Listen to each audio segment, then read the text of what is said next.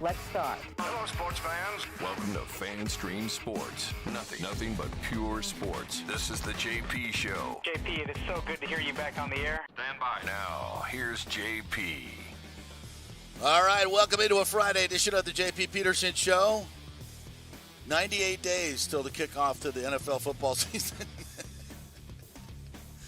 It's Tampa Bay, baby. We really don't care about the NBA Finals that much. We'd much rather talk about football, college football, pro football, Rays. But we'll get to the NBA Finals in a little bit because that was, as expected, a mismatch last night. Welcome into the show, brought to you by the Jeeves Law Group, JEEVES lawgroup.com, Bay Area Modern Medical Center. In our first hour, we thank you guys so much for joining us. Nick Geddes is here. I'm back in studio. Feels weird. I mean, what is this place? I know. This is the longest I've gone without seeing you in a long time. It's been 7 days. Has it been 7 days? It's been 7 days. Oh, my God. Wow. Well, it's good that I can traverse the world, go cover the Rays in Chicago. See those experiences. Yeah, see those experiences. Still be with you people on a daily basis. So, yeah, there'll be different ports of call over the summer coming up. I think I might be emanating from Vegas for the in fact, I am definitely going to the match. Courtesy of my good friend Jason Romano. His company puts on the match. Who's in the match? I totally missed that. That is Mahomes and Kelsey versus Steph Curry and Klay Thompson. Oh, so we're just moving away from real golfers. Yeah, just screw real golfers. We're just going all other golfers, which is fine. Well, first of all, obviously Mahomes can play, and Steph Curry is a scratch golfer. He's damn near a pro anyway. So, yeah, I'm just going for the party anyway. I ain't going for the golf. I know you are. Yeah, we'll be there. Probably spend a couple days in North Carolina. I think we have a trip to Hollywood lined up this summer and maybe some other ports of call. We shall see. But no overseas trips as far as I can see in the very near future. So, but it's great to have the technology that we can do that and be all over the world. So that's kind of cool. We're going to get into a discussion I kind of teased yesterday on the Buccaneers and how they make it back to the Super Bowl. Like, what if you were to look into the future, into your crystal ball, what would you see? What would a Super Bowl team look like for the Buccaneers? Who would be the head coach? We'll have some real fun with this. Who would be the quarterback? Do we even know who that quarterback is? What is the pathway right now for the Bucs to return to the Super Bowl?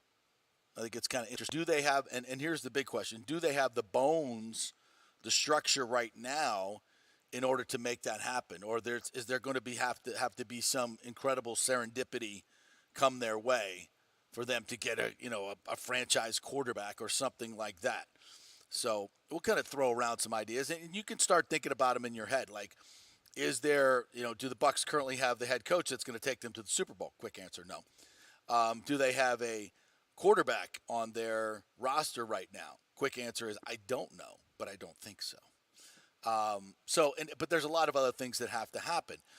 So we'll get into that discussion a little bit. The Rays start a big series against the Red Sox because every series is a big series, but this one especially, up in Boston. You're going from Wrigley Field to Fenway Park. I mean, that's a nice double dip there. Those are probably the two most. Well, I don't think there's even probably about it.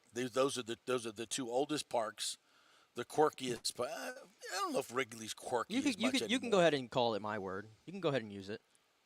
No, I would never. That's you go ahead and not going to emanate from my mouth. You could say it. No, you have to I'll say it say because I won't do it. We're jumping from one Mickey ballpark to the other before we finally get home to the friendly confines of Tropicana Field. Can't wait.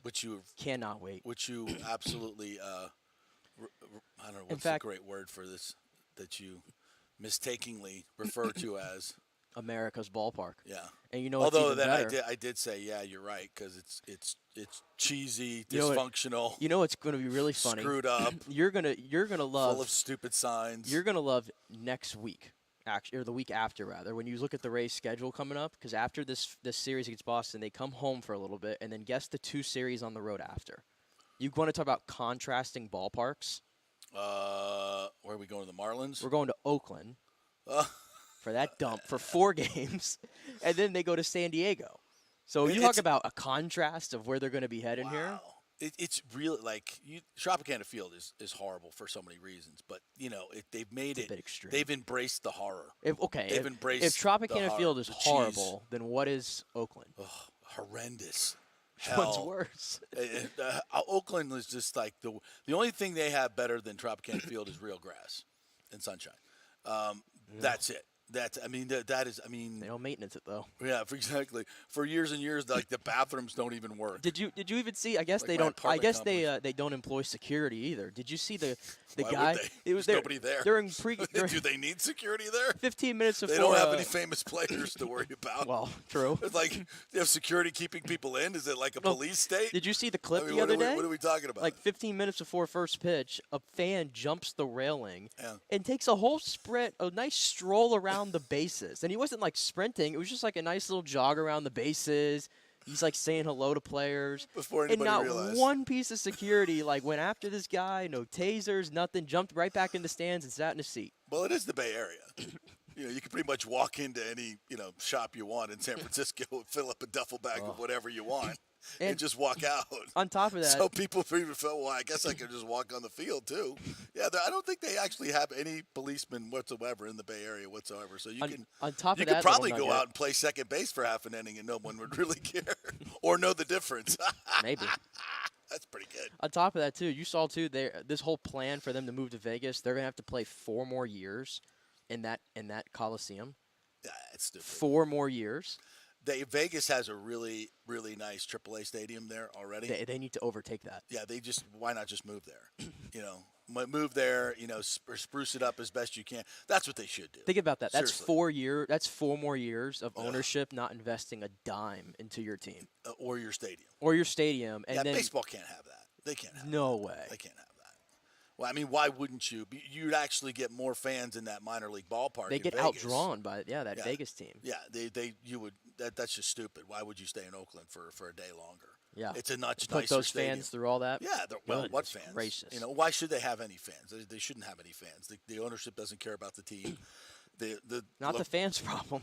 The locality doesn't care about the stadium. It's just why would they? So we're in much better position than them. So we'll be fine. One more thing to set up the show, by the way. Luke Easterling from yeah, Athlon yeah. Sports is going to join us at 11 o'clock. He wrote a column this morning titled "Why Baker Mayfield's Bucks Can Be Better Than Tom Brady's" from 2022, and he's listed his reasons. He's outlined it, and a lot of it is pretty much verbatim to what we've been talking about on this show. Yes. So excited. Not verbatim like he plagiarized it. No, but no. Luke is super smart. He's super smart. He gets it. He gets it, and he doesn't fall prey to national narratives like many locally here do. He thinks on his own, and he can see what a lot of people, well, not a lot of people, but what some people locally here in the know. So, and again, we're not sitting here saying the Bucks are winning the Super Bowl, and neither is Luke. It's just saying that this whole national narrative that because Tom Brady is gone, that the Bucks are going to suck. If you actually watch the tape last year and understand what's happening here, you understand that the dysfunction of last year is the biggest reason this team was not good, and that dysfunction is now, for the most part, gone. And I think, to be fair to Todd Bowles, to me, it was of Todd Bowles' making to some degree because he didn't fire Byron Leftwich, refused to fire him. So you got to, you're the head coach. You got to take the blame for that. And it was clearly dysfunctional on so many levels. But Todd Bowles is probably already saying, well, what are we going to, come in here and make a brand new system? Because the system was so broken. A new coordinator probably wouldn't have made that much difference. But I still would have fired him just because it's accountability. If the rest of the people in your building, and it was clear that Harold Godwin and everybody else was saying, hey, look, we have the plays to call. The offense coordinator's not calling them. And Todd Bowles basically said the same thing in some press conferences because they could no longer beat around the bush. What was clearly the issue is that the offense was ridiculously predictable, completely stale. Everybody knew what was going on, and it wasn't ever going to get any better. And at that point, that's why you had to fire somebody. But I get it. It is what it is, and hopefully he learned from that. And I do think the offense will be better. The offense will be better. The defense, I think, should be better because of, for health reasons, getting Shaq back. We talked a little bit about this yesterday. Logan Hall getting bigger and making more of an impact. Kalijah Cansey has to make a big impact if this team is going to be better. Devin White is the big linchpin as well. What is he going to do? Is he going to pout and be immature, or is he going to make his amends to his teammates and come back and ball out and get his money? I would hope it would be the latter, but you don't know. You don't know. And if that's the case, if he's going to be an issue, do you just move on from him and just install Servassier and start building for the future there, which might not be a bad idea. So Luke will be on and join us at 11 o'clock, and we'll chat through this. And if you want to go read his article, did we retweet it? If we didn't, we will. Yeah, I'll pump it out. It's also on Athlon Sports if you want to go check that out. All right, so we'll begin because it is the biggest story nationally. Just quickly through last night's Game 1 of the NBA Finals. It's everything I thought it would be. Boring because the Nuggets are just way better than the Heat, and Nikola Jokic is just incredible. He's incredible to watch, and not from a spectacular standpoint, but just from a understanding the game, the ability to pass in close quarters, seeing the game so much faster and better than anybody else does, making everyone else around him. He only attempted 5 shots in the first 3 quarters, and he dominated the game. He dominated the game with his presence. I think he's an underrated defender. How many times the Heat have to change their shots at the rim, I think is something that jumped out at me last night. The Nuggets themselves as a team are just so much bigger than Miami. I don't think Miami can handle their physicality. And the thing about Joker is, and I know a lot of people are going to say, well, Miami missed a lot of open threes. They did. But, Joker didn't even need to take over the game offensively because his other players, Jamal Murray, Porter, everybody else was doing what they should be doing. They're hitting outside shots. They're doing what they need to be doing. The Nuggets defense is excellent. Listen, Miami missed a lot of wide open threes. I'm not saying that's Denver's defense, but if you're going to be missing threes as a defense, what you should do is pack it in. Mm-hmm. Let them shoot until they get hot from the outside. Let them shoot. I don't mind giving up open threes when guys are missing them. And there's no reason you should be out there chasing and opening up, passing lanes in the middle when guys aren't knocking down threes. And if Miami does start knocking down threes, Denver will adjust their defense and we'll see what happens.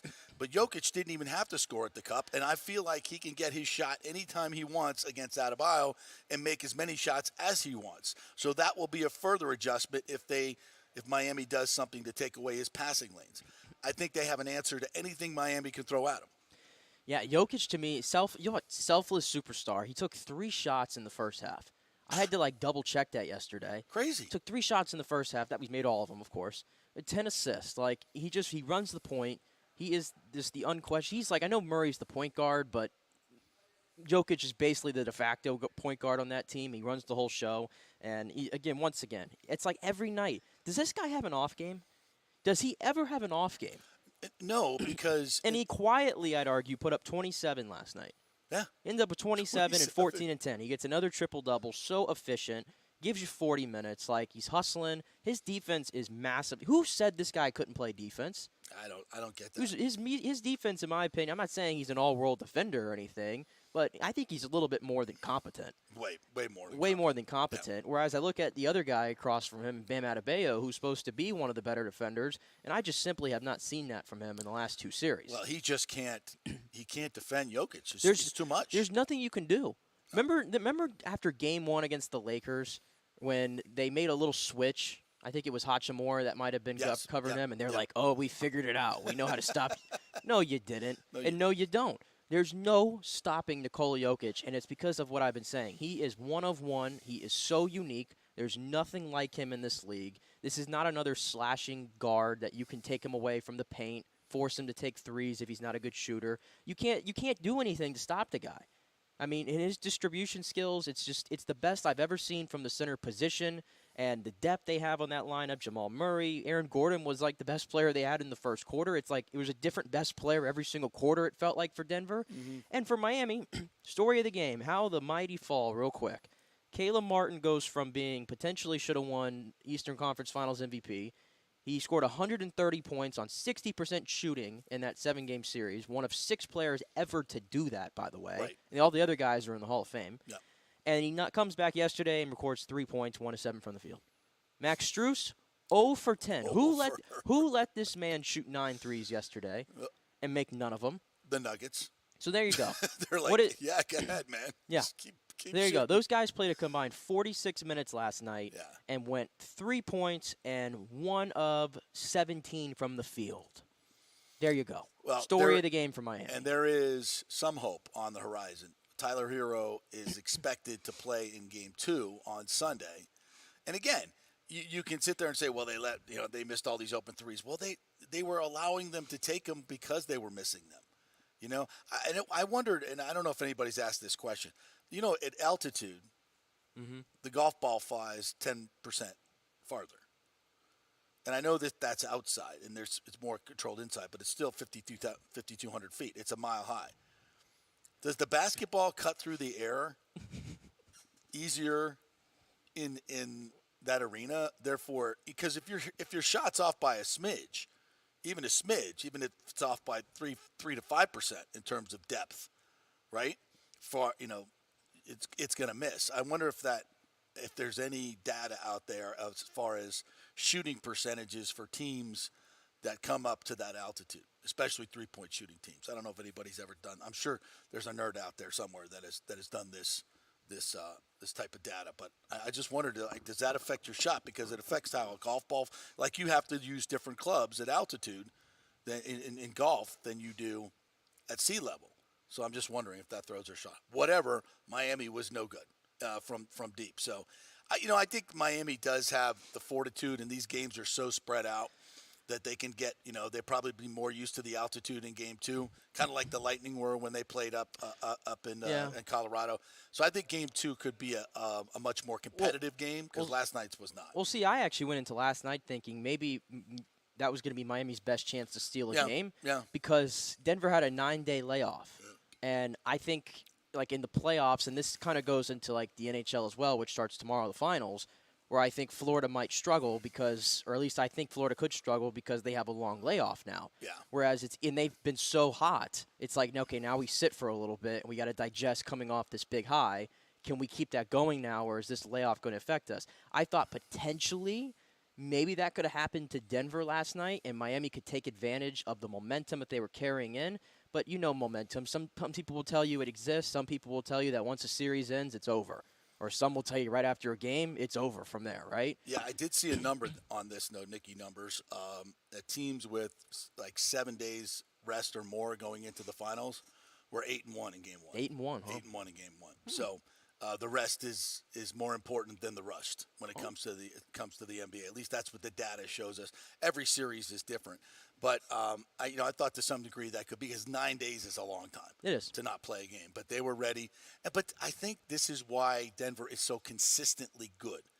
Because if their outside shooting is not there, then Jokic can take over in the paint. Aaron Gordon can take over in the play. Porter can take over. And they have varied games. If they can beat you from the outside with Jamal Murray and some of the other shooters that they have. They can, Caldwell Pope, they can beat you in so many different ways. They're varied. And if one thing is not working, and then you have a conductor of the orchestra, so to speak, in Jokic, who is, maybe the best playmaker to ever play the game. And I think, and that's saying something when you talk about, the Magic Johnsons and the Steve Nashes and the Bob Cousy's and the John Stocktons of the world. I mean, he's just a different type of playmaker that we've never seen before. I think of, Arvydas Sabonis was probably a little bit before your time.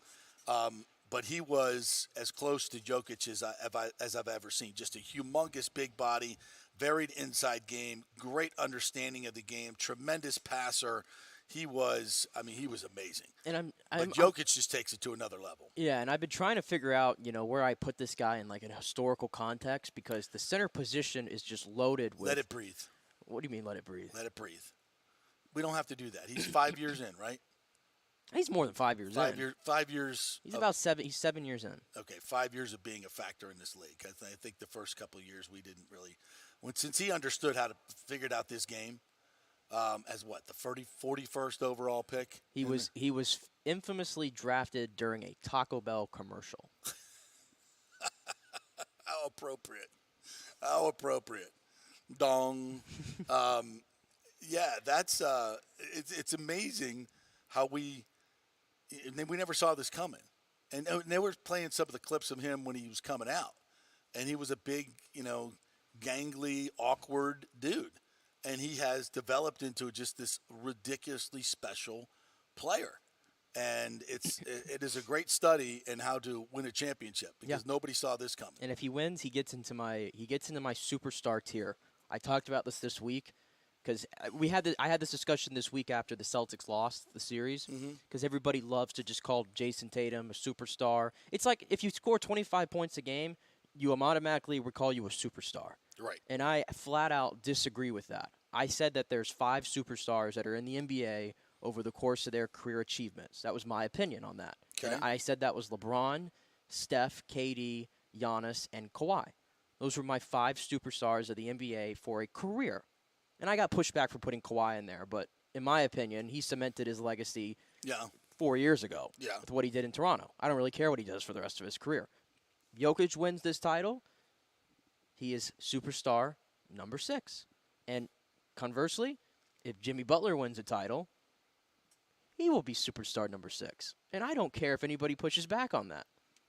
Because it's about winning. It's about winning. It's about winning. And those two guys, for what they've done in this postseason, to me, they're in a battle of who's going to get into my superstar tier. And ultimately, I think it's going to be Nikola Jokic. I know you're telling me to let it breathe a little bit on his career. Yeah, it's 8 years in. He's 8 years It's 8 years in, but my goodness.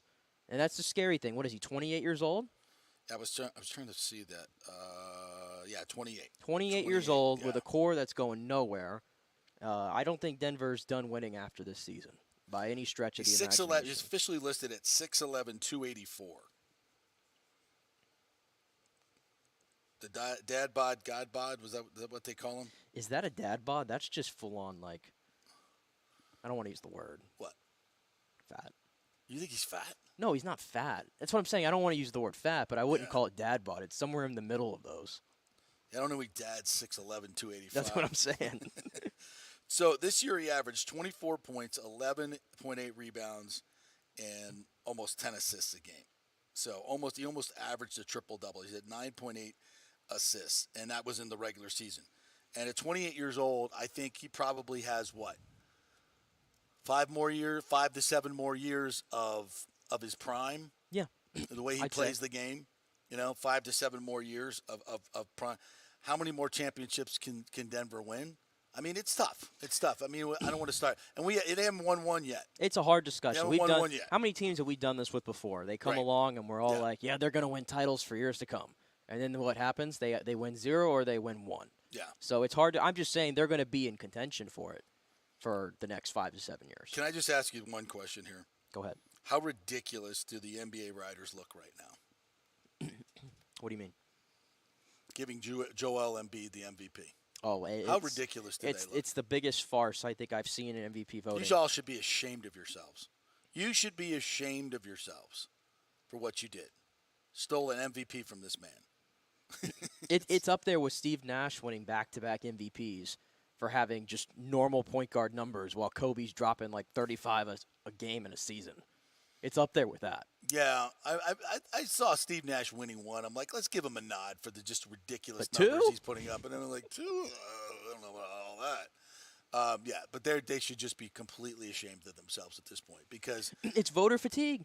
Yeah, that's what it is. It's the reason why LeBron hasn't won an MVP in like 11 years. It's the reason Aaron because Judge they got so fatigued. Won the MVP last year, most valuable player last year. Is Shohei Ohtani fatigue. You can't argue if you're a dominant pitcher and a dominant Ohtani hitter. was not the MVP last year. I got news for you. He should be every year. As long as he plays a full season and starts 25 games and hits the way he hits, just give it to him. Just give it to him. He's 2 players in one. Just screw everybody else, right? Sorry. You're just 2 players. Judge is on pace to hit 63 this year. I don't care. But nah, screw it. I don't care. It also hurts Ohtani that the team just can't win. Like, it's so bad. Like, how can you not? Well, they're 30 and 28. They're better this year, but I mean, Jiminy Christmas, you got to figure out a way with those 2 players right there to do something to be competitive in baseball, for God's sakes. All right, some of the comments coming in here, and then we'll move on to the Bucks. We do talk NBA here, but rarely, and only during the finals. R.J. Martin, you guys are absolutely taking mushrooms. America's ballpark. Well, yeah, like I said, just completely dysfunctional and broken down. I heard anybody over 120 pounds had a hard time squeezing into a seat in Fenway. They're small. That's a beautiful thing about Wrigley. Wrigley has been completely redone. They kept all the old world charm, but it has all the amenities of a new stadium. That's the beauty. That's how you do it. And they've built up all that stuff around it and even underneath it. The bathrooms. Oh, my God, the bathrooms at Wrigley? Oh, geez, it's like a 5-star hotel. The beautiful woodworking, and oh my God, it's fantastic. You don't mean you don't mind? You think that's an upgrade over the Trop, which doesn't have the dividers over him? No, yes, I think that's a little bit.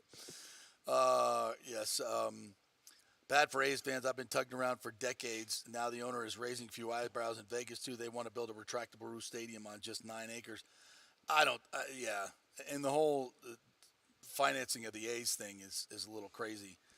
And I don't want to do a whole bunch of stadium talk here, but there was in talking about the A's stadium and the Rays, there was a graph that showed the public money that was used to buy to build stadiums over the last 15 years.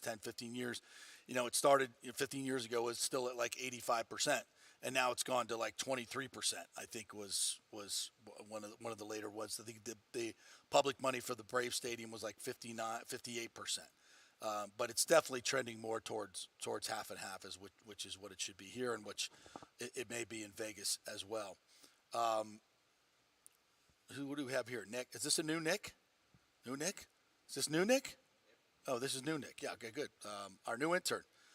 Looking like the A's management may screw up this move for the sake of news and laughs that we'll have to have a result. I hope they do fail. You hope they fail in their new stadium? I want to get them to Vegas so we can get moving all the way around.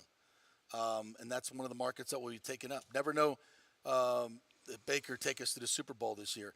I mean, that's. I love your optimism. That's far-fetched, Bucks, Rays, Bolts. But hey, listen, nobody had the Eagles in the Super Bowl last year either, did they? Nope, they sure didn't. I think I was close, but anyway. Were you? 80% of the people in Las Vegas don't favor the new spending bill that has to be passed by Monday when the legislature session ends, or else it's back to the drawing board.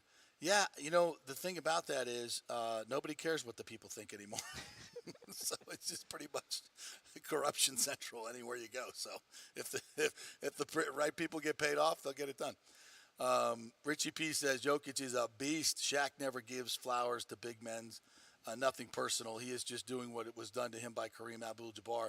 He said he gave Jokic his flowers last night. Well, there you go. I think that's a great comment, really.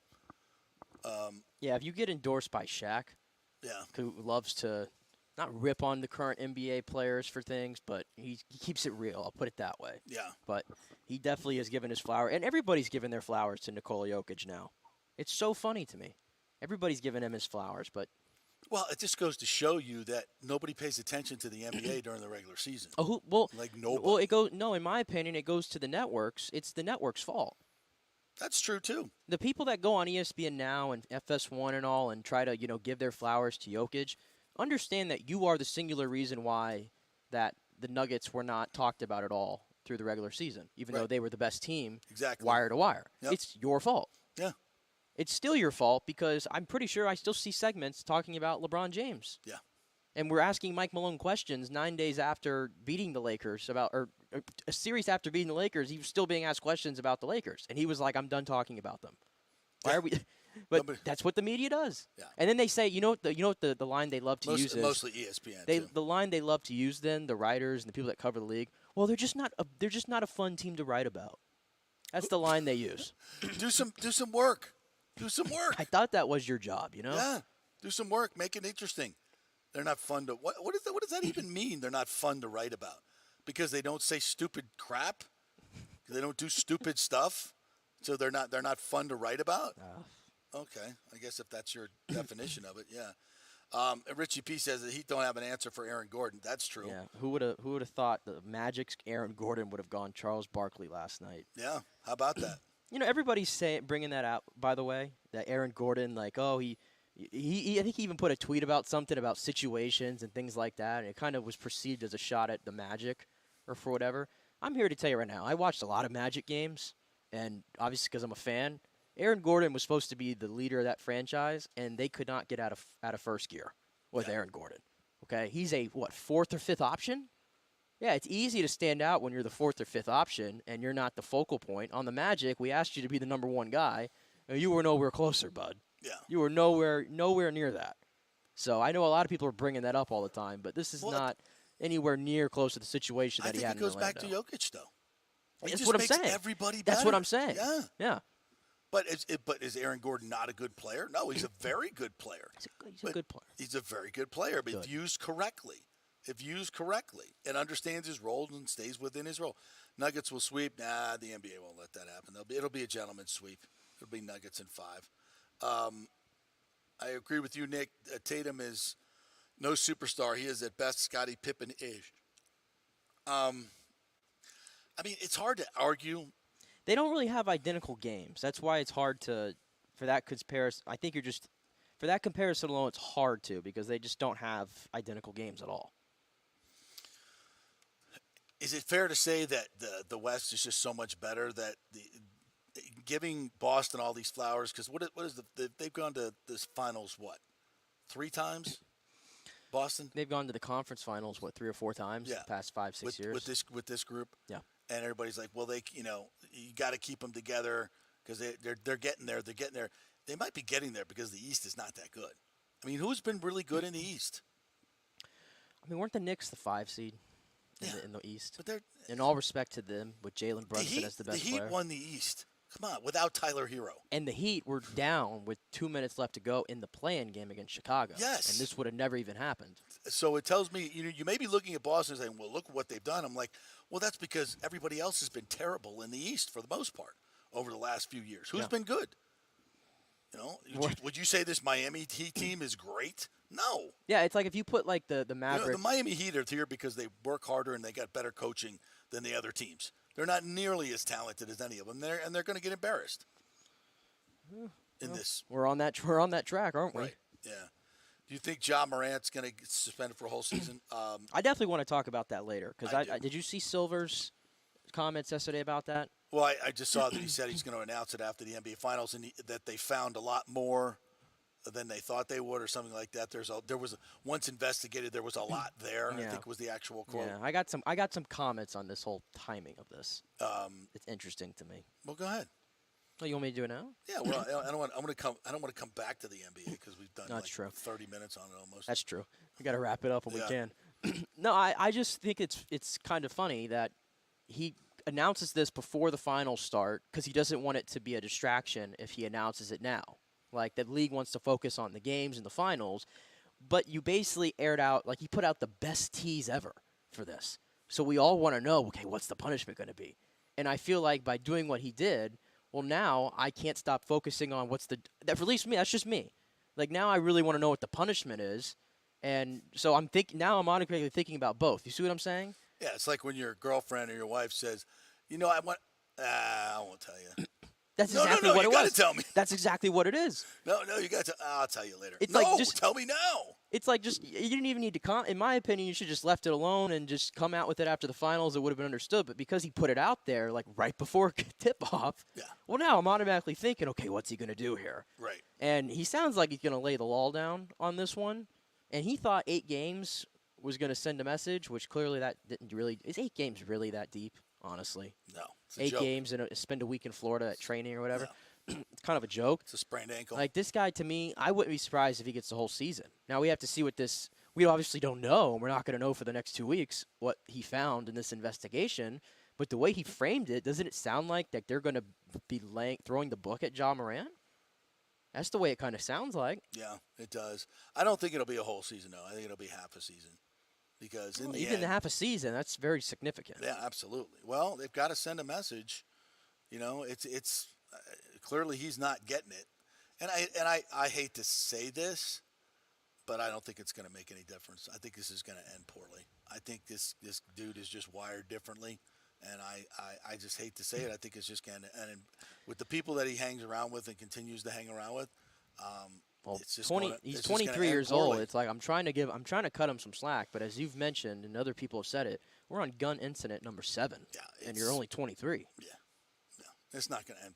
I've seen this story many times, and it's not going to end well. And and it's like I've said before, it was like with AB as well. You just hope he doesn't take a bunch of people with him. It's gotten to that point. You just don't want to see tragedy. But he doesn't get it. He doesn't get it. If he hasn't gotten it by now, I don't think another half a season is going to help him. And that's so sad because he's such an unbelievable player to watch. Mm-hmm. He's one of my favorite players to watch. He's like this generation's like. He reminds me of Russell Westbrook, like in his prime. Yeah. He really does. But with a better, I think he's better in the clutch, number one, and I think he's a better shooter than. Yeah, but I think just in terms of like when Russell Westbrook was in crazy OKC, athleticism. I was like, man, I'd pay a ticket to go watch him play. Crazy athleticism and energy. Yeah. I mean, every night you're gonna get it all. Yeah, and it's a shame. It's a shame. Like I don't know, and it has nothing to do with money or situation or anything. It's just like the dude is wired differently, and he, maybe just there are some people that don't want to be in the spotlight and are forced into the spotlight, and they're just not equipped to handle it, and they have self-destructive behavior because. Josh Freeman, in my opinion, was a guy like this. Had all the talent in the world, but you could just sense when you talked to him that he was trying to be somebody that he was not. He didn't want to be a superstar because he didn't want all the spotlight on him because he was doing stuff that he would rather do in private. When he was out hanging out with all the those kind of people that he didn't want people knowing that stuff. And so you do self-destructive things and you piss away a great career. And that's sad, but, it's their life and they can live it the way they want to live it. There'll be other basketball players and great players to come along that we should be talking about because Ja Morant at this point doesn't deserve the attention. So we'll see. All right, we'll take a break. We'll come back on the other side. We're going to get into some Bucks talk here, and Luke Easterling of Athlon Sports is going to join us at 11 o'clock. He has penned an article why the Baker Bucks will be better than the Brady Bucks. And yes, who's Jeremy Lowe? I will go in on TB12 today, whatever the hell that means. All right, thanks to Jeeves Law Group, Bay Area Modern Medical Center for sponsoring us the first hour. Back in 3.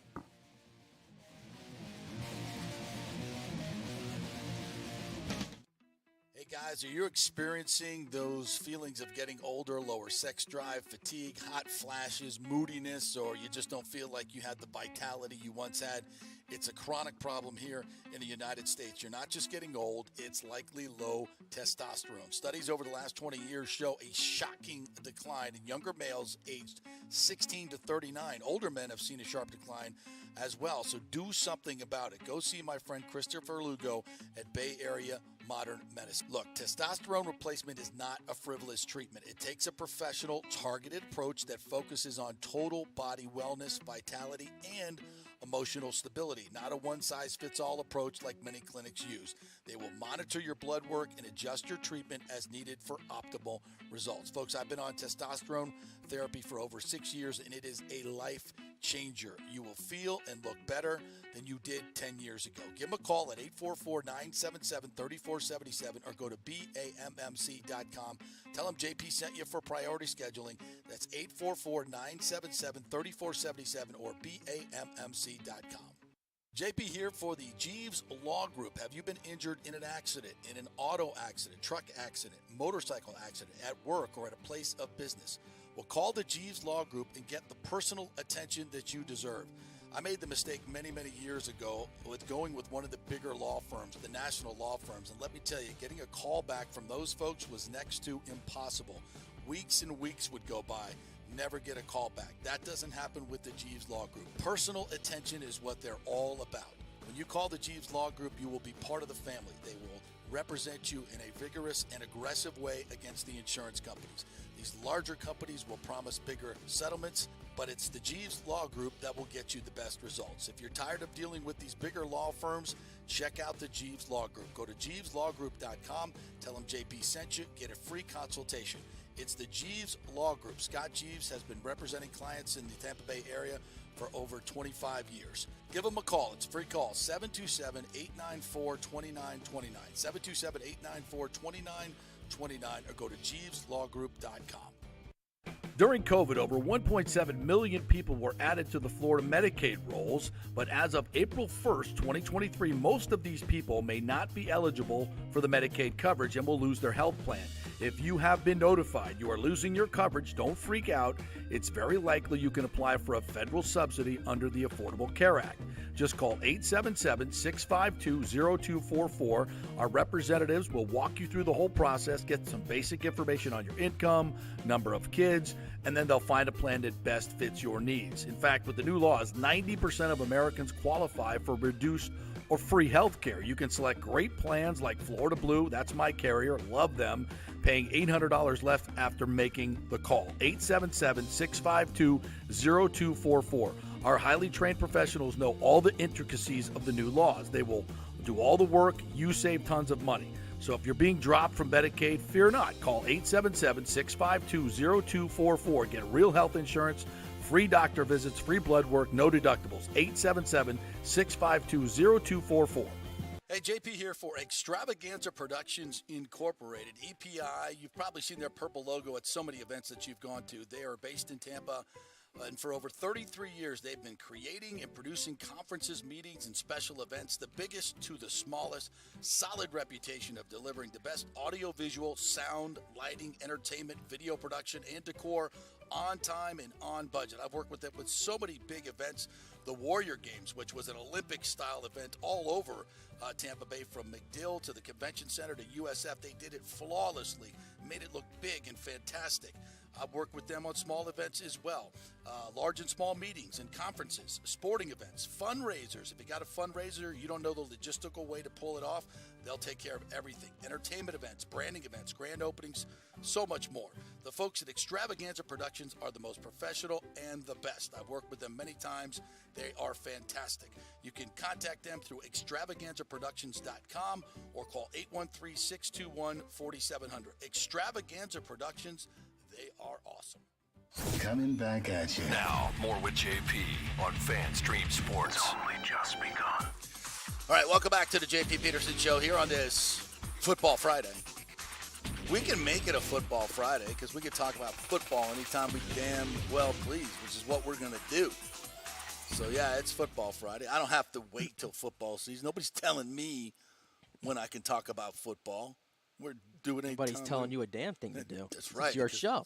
The JP Peterson Show. That's right. Isn't this, though, like, this lasts like 100 days? Isn't this, like, the hardest part to get through? Yeah. It really is. Summertime is. But I do enjoy the different sports that we do get to talk about because we don't talk about the NBA a lot. And I do love basketball. I've always loved basketball. It was my favorite sport to play. I'll say I've loved basketball more this year than I have in recent years. Why? I've watched more this year than I have in recent years. Why? Because I love the fact that we're seeing a more balanced NBA, Yeah. Yes. and we're not seeing the super team era seems Is to be over. gone Yes. because the teams that are trying to win that way aren't winning anymore. Right. And I enjoy seeing a team like Denver and a team like Miami break through. And the Warriors, too. The Warriors have Yeah. changed basketball, and I love the way they play. They were always a fun part. And now they're getting, like, a little tired to watch. So I like the Nuggets are my new Warriors. I love watching the Nuggets play. Love it. Love, love, love, love, love. Love watching the Nuggets play. So, yeah. But it's. I think it's nice that we get to talk about some other things, which we are going to talk about today. The FSU women's softball team, by the way, Kat Sandercock last night again with another shutout Does as she they pitch win every 8 game? Yeah, well, yeah, they hope so. Yeah, she can if she can. Yeah. Crazy. Yeah, they won 8-0 last night over Oklahoma State. It was a beatdown. They run ruled them. Yes, they did. Is that a run rule? They run ruled them, yeah. Did they? Well, they called it early, yeah. Well, I hope so.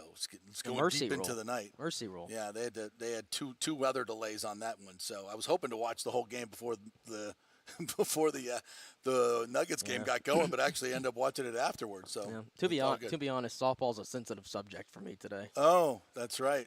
Did we have a little bit of a Billy Buckner moment last night? We had a couple. Two? It's hard to have two. You remember how I told you? You can only lose the game once. Remember how I told you? I think I said this the other day. Like when you make a bad play or something, or you're struggling, the ball just seems to find you. Yeah.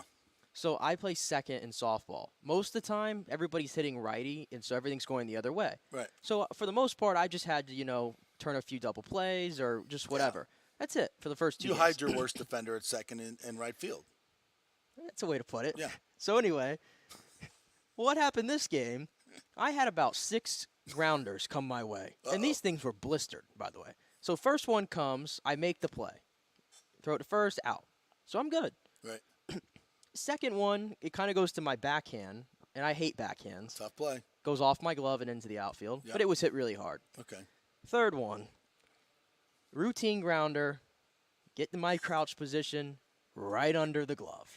Oh. And I just was like, sunk my head, and it allowed the inning to continue, and the next guy hit a 3-run bomb. A 2-out error leading to a 3-run bomb. Oh, yeah. So now you're starting to get the side eye. Later in the game. From a couple of your teammates that take it very seriously. Later in the game. You know who you are. Here comes a chopper, and it's a hard chopper, right? And we talked about that. Those choppers are hard to play. Yeah. And it's on my backhand again, and I don't think I can get it with my backhand. It's still like in the air kinda. So I stuck my right hand out to try to get it. Now it was raining during the game. I'm telling you right now, if it wasn't raining, I'm palming that thing and getting the guy at second. I almost picked it out of midair with the bare hand, but I did not. But I knocked it down, whatever. But the runner was safe, obviously, because I didn't get it completely. So that's there. And then later in that inning, ground ball. We're still in the same inning? Oh, this is the same inning now. Oh my God! I just cannot make a play. Later in that inning, ground ball to short. I go to second to try to turn 2. The process was perfect, right? Caught, step in front, throw to first, had plenty of time, and that doomed me. I tried to just lob one over there. Oh, yeah. And The D-cell. Right into the ground. The D-cell. It wasn't one of those that made it easy on my first baseman to pick, and the inning continued, and they scored 2 more runs in the inning. Golly. So I single-handedly probably accounted for 5 runs against, and we lost 14-11. Wow. I had a bad night in the infield. How were you received by your teammates? No, I mean everybody. I kind of just had this look on my face, and I threw my glove against the fence when I got back. I was just standing there with my hand on my hips and just but guys were coming up and we're good. Because I contributed hitting. Yeah. I didn't have a bad night at the dish or anything like that, but. It's a bad feeling. It was a bad feeling, and the entire way home, I'm driving, and Casey and Riley come with me all the time now to the games. And she's like, "Did you enjoy that you got to play today?" And I'm just sitting there driving the entire time. I'm like, I was mad. I was really mad with my performance yesterday. Not a great feeling. Gotta let it go, man. We gotta let it go. Get to that first pitcher of beer, that first wing. It's after that, it's over. It's over. Softball, babe. We are 0-3. Ooh, wow. My old man team could probably beat you guys. Yeah, I could rekindle. What if we do a special 3-game series where I get the OGs together for one 3-game series and we play you guys? You probably will beat us because we could live stream. You all have that dad. You guys want to see that? You guys want to see a live stream of the OGs versus the kids? Y'all have that dad strength, so you'll beat us. That's what we played. We played a bunch of team of dads yesterday. Oh yeah. And they hit 7 home runs. Oh yeah, baby. We got power. We come loaded. Loaded. Yeah. Especially if it's a 9:00 game, we are loaded. So yeah, that could be fun. We could raise money for charity if 6 people show up. We're 0-3 and we're in a relegation battle. That's how this works. If you don't finish in the top part of the league, you get bumped down to the league underneath. Oh wow. So not great. No, not for you guys might need to Will it get to the point where the general manager is starting to look for new talent? That gets awkward. You might have to start with me. It gets awkward. First guy to go. Richie P wants to see it. Richie P wants to see it. All right, we're quickly coming up on Luke Easterling, so we could probably get him involved in this little exercise that we're doing. So, giving him an assignment, and maybe he'll write an article about this. So yesterday we were talking a little bit about this. Is like if you're projecting, where the Bucs go from here, what do they need to find? Are there any bones right now on this team that you can project to future years and say this is what this team needs to win a Super Bowl? Do they have the head coach? Do they have the quarterback now? Blah, blah, blah, blah, blah. So I thought that would be a very interesting thing. We went through some of the machinations yesterday, and maybe I kind of dove into it a little bit more. And I'll say this, for the Bucs, I think they have some good bones, but I'm here to say that they are going to need some serendipity in the next couple of years in the draft in order for them to make it back to the Super Bowl. And I'll say, let's say in a 3-year time frame. What do you think that the Bucs do they have here now? I will say, first and foremost, I do not think Todd Bowles is the head coach that's going to get them there. Correct. Do I know who that next head coach is? No, I don't. I don't know because the coaching market changes so quickly, and people stand out and people fall on their face and et cetera, et cetera. But I don't know who that coach is right now. I think it's going to be some young, I do upcoming too. offensive coordinator. I would agree with that. I think we will both say that the what do we call this? The game plan to a Super Bowl. The battle plan. Yeah, battle plan. That's Pewter Report. So we'll go with game plan to the Super Bowl. We'll stay boring. Yeah, to Super Bowl. If we come up with something better, we will. So I think the head coach is a yet to be named young OC. Not in college. He is a young OC up and coming that is going to be the next head coach. The quarterback. Do we have the quarterback? No. I think there is a chance, and I'll put it at 15%. I'll put it, and could it be, I'll throw this out, could Dave Canales, because I think that guy is head coach material. I think he's got a charisma to him. He's got a work ethic to him, an authenticity to him that is rare. But I don't know how good of an offensive mind he is, or offensive coach. We'll see. But my first blush is like that he could be a future head coach, and I don't know if he is our future head coach. That's rare that you elevate a guy from an OC position that then becomes. Well, this franchise Super has Bowl done head it. coach. Has done it before with Dirk Cutter. Right. We saw how that worked out. Yeah, didn't work out. Yeah, and I thought Dirk was going to be.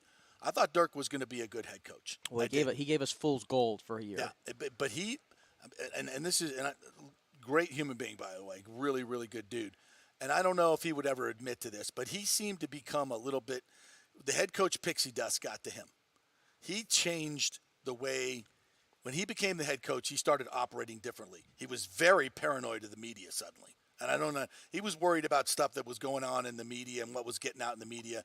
That when you hear coaches start doing that, folks, they are focused on the wrong thing. They are completely focused. Great coaches don't care about that stuff. They don't give a rip because it's a non-factor. So that was weird. So I don't know. I don't think it's him, but it might be him. I don't know. We'll see. But I think it's going to be a young coordinator that comes in and gives a little juice to this team, kind of a Sean McVay type. That would be my guess. And I don't think it's Kyle Trask, but I think it could be Baker Mayfield. He's a number one. He's a number one overall pick. See, when everybody goes, ugh, like I was watching some tape of him with the Rams last year. This dude has all the physical skills of many of the quarterbacks in this league that you would say could win a Super Bowl.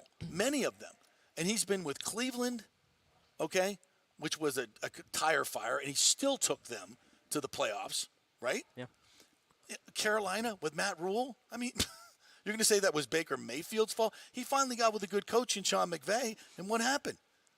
He had two fourth quarter Yeah, a lot drives. of it's situation, maybe. Oh, situational, yeah. So I did this whole, Baker Mayfield is a turd thing.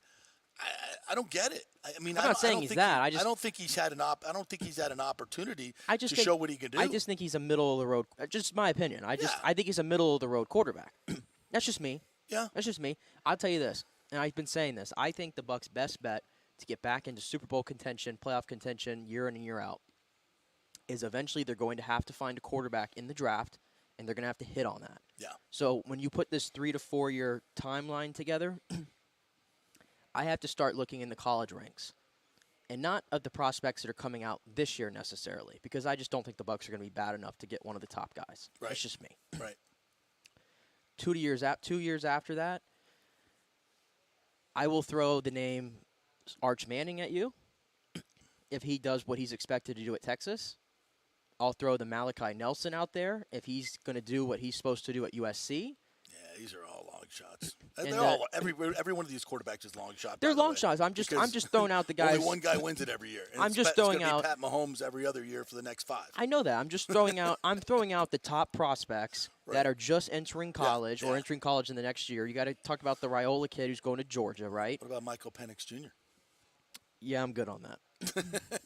I don't think lefties drafted by the hometown team becomes a Super Bowl quarterback. I don't think left-handed quarterbacks. I just can't get on board. Yeah, can't get on board. No, I think it's going to be in that timeline. I'm thinking in the next 2 drafts to 3 drafts, they're going to have to find a quarterback in the first round that they can get, one of those upper guys that comes out. I'm just throwing those 3 names. I have no idea how those guys are going to turn out in college, but we're all assuming that they're going to hit, right?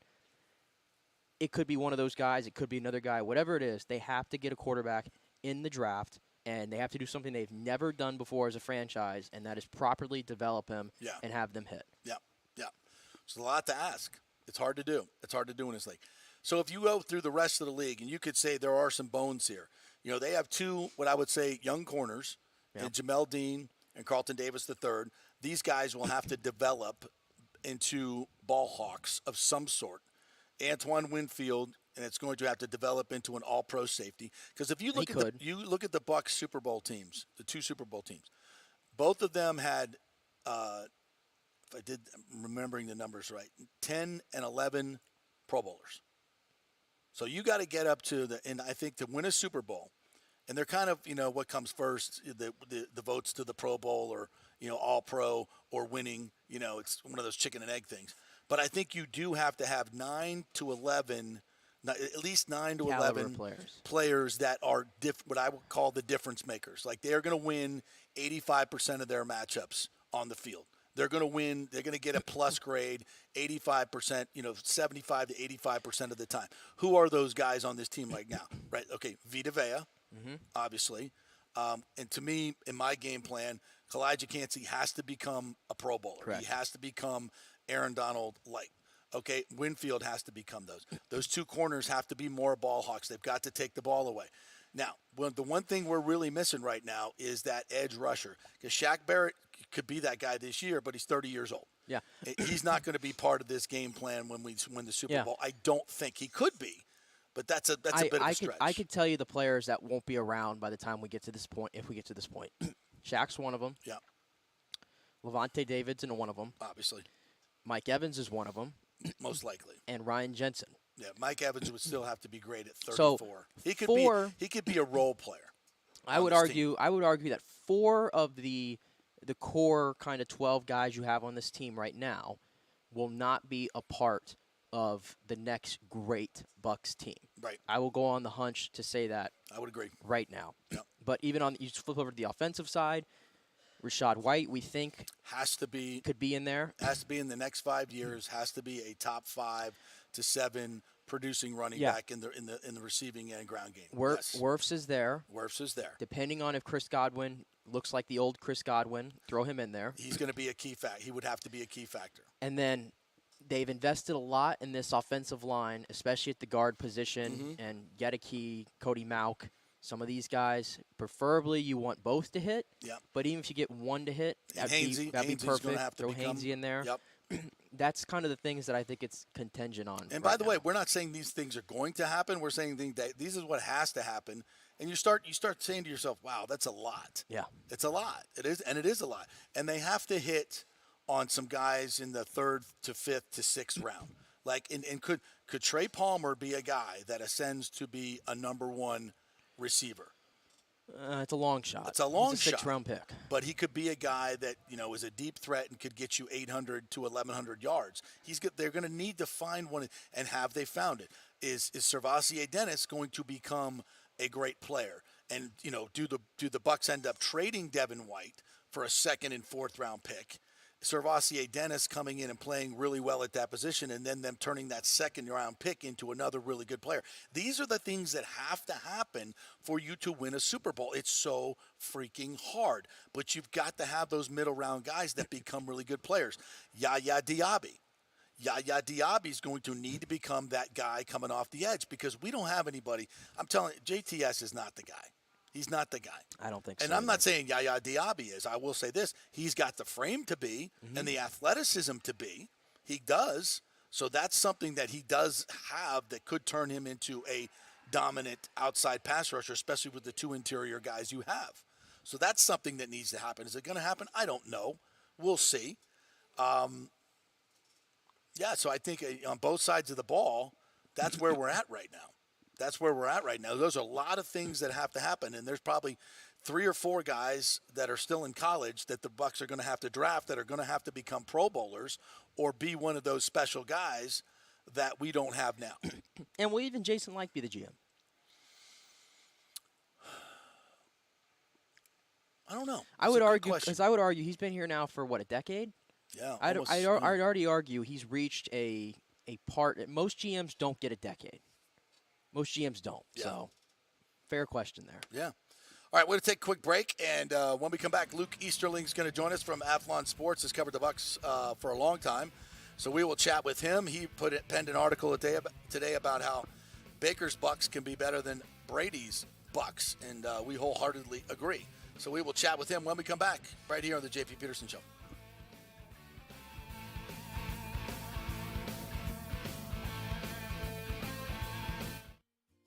This is for all you guys who don't want to go to the gym and do 5,000 crunches. At Bay Area Modern Medical Center, you can get on the new True Body machine where you can reduce fat and tone up your muscle. It's like doing 54,000 crunches in just 15 minutes. Define your body as you see fit. True Body offers personalized muscle stimulation that delivers the equivalent of those 54,000 crunches in just 15 minutes. Just get in touch with them at Bay Area Modern Medical Center, BA.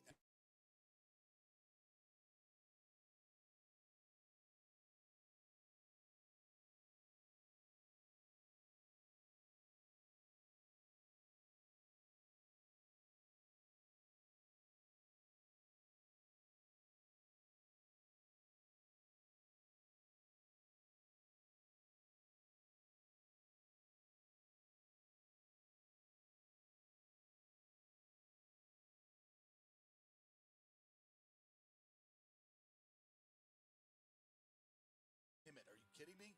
Folks, that's big money.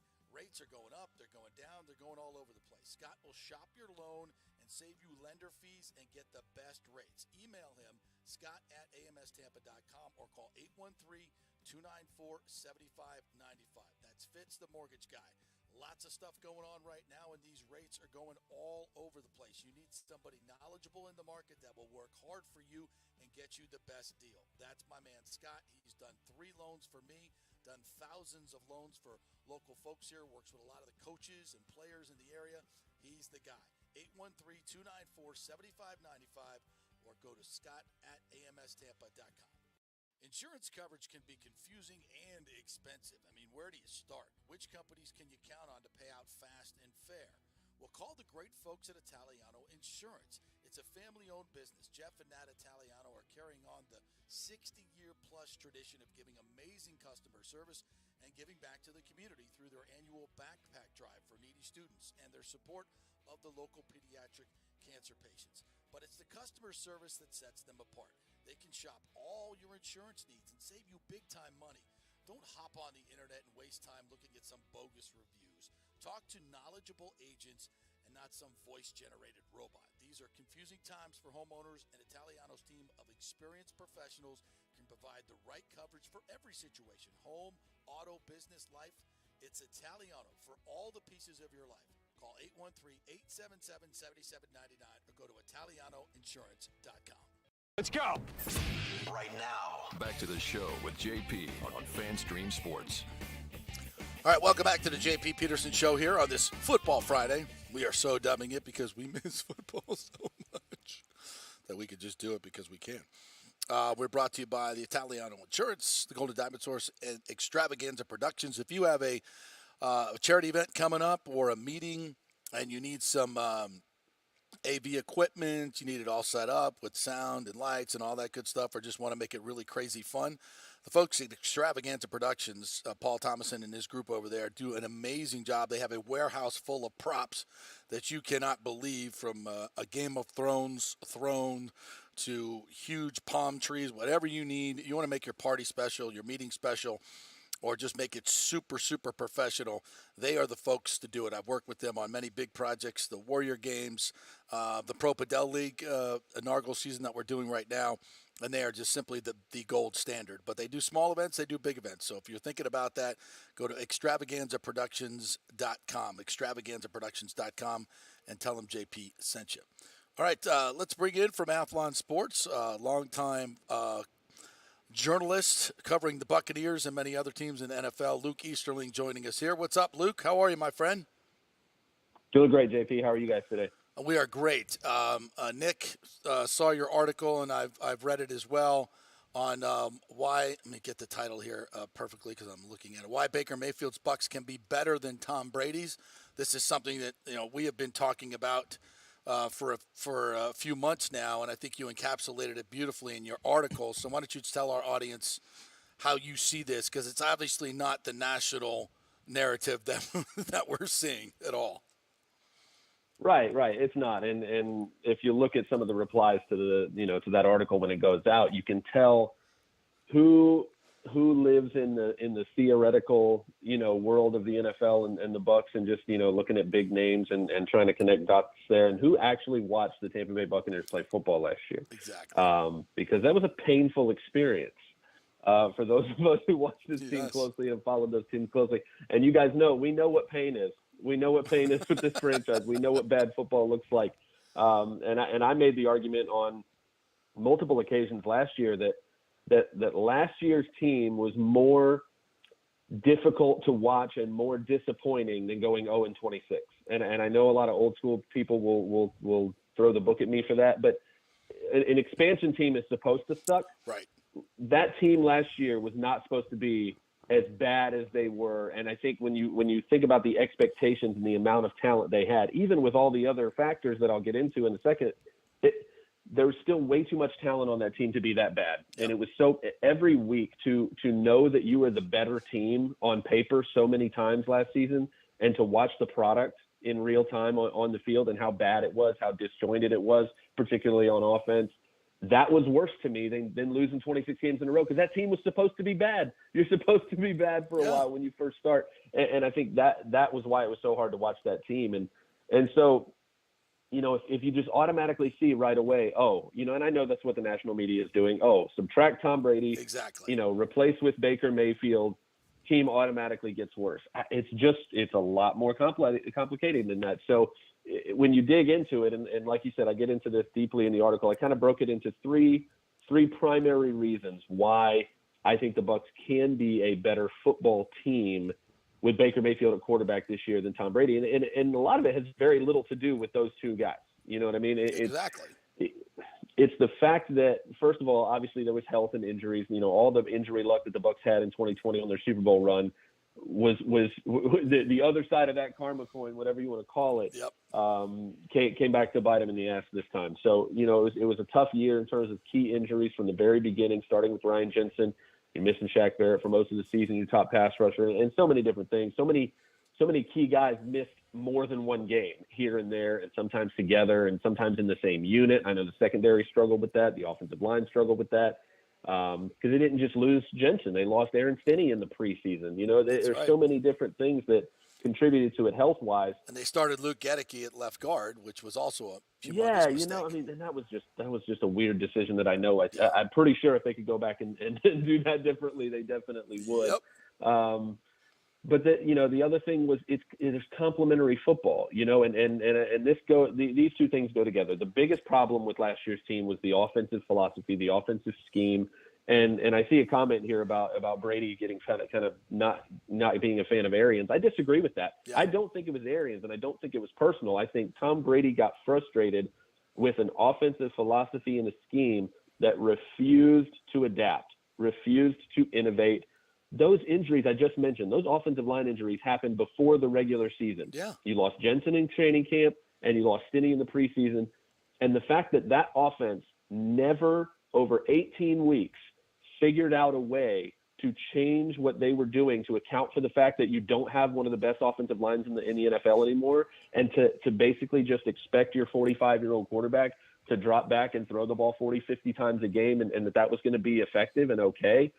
It just didn't. That's what I think Brady became frustrated with, and rightly so, and which is why Byron Leftwich got fired. And I'm a huge Byron Leftwich fan. I wanted it to work. I rooted for him. I wanted him to be successful. I wanted him to be a head coach. I wanted him to go to Jacksonville. I thought that would be a great fit. Right. At the end of the day, it was just an offense that refused to put players in positions to be successful because it banked on them just winning matchups. We're just going to out-talent you. We're just going to be better than you. Everybody's going to win their one-on-ones. We're going to be able to protect for 10 seconds, and we'll just let Brady throw the ball all over the place. And when that didn't happen, changes did not happen. They didn't change the play calling. They didn't use pre-snap motion. They were one of the most effective teams in the NFL in play action and used it one of the least. Yeah. Like the numbers just didn't match up. So it was so frustrating to watch. So in terms of projecting why this team can be better in the future, it's because now you have an offense. Now you have an offensive scheme that is the complete opposite. We go from vertical heavy to horizontal heavy, where you're going to stretch teams with play action, with boots, with zone runs, with crossers, with pre-snap motion to get defenders displaced at the snap. There's so many different things that, again, I hate saying things like this in the season because everybody who's not a coach wants to think they can be, and I completely understand that.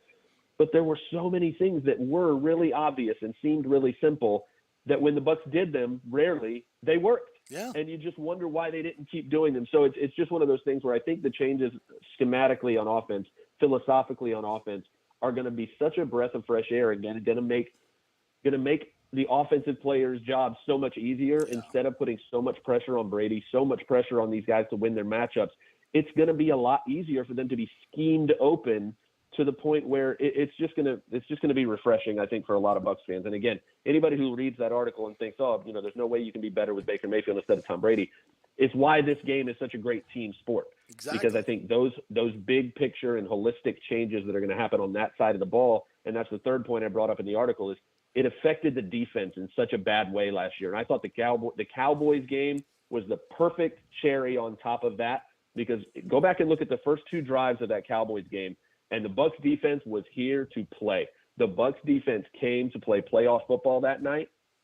And when they saw two starting possessions from their offense that were absolute hot garbage, like they had been for 90% of the season, and they saw that again, at the biggest stage and the biggest moment, that they showed up and that offense didn't, they lost it. They lost all the mojo. They lost all the energy and the momentum and the fire that they brought. And that's when the defense started to falter, when they saw that they brought their game and the offense didn't.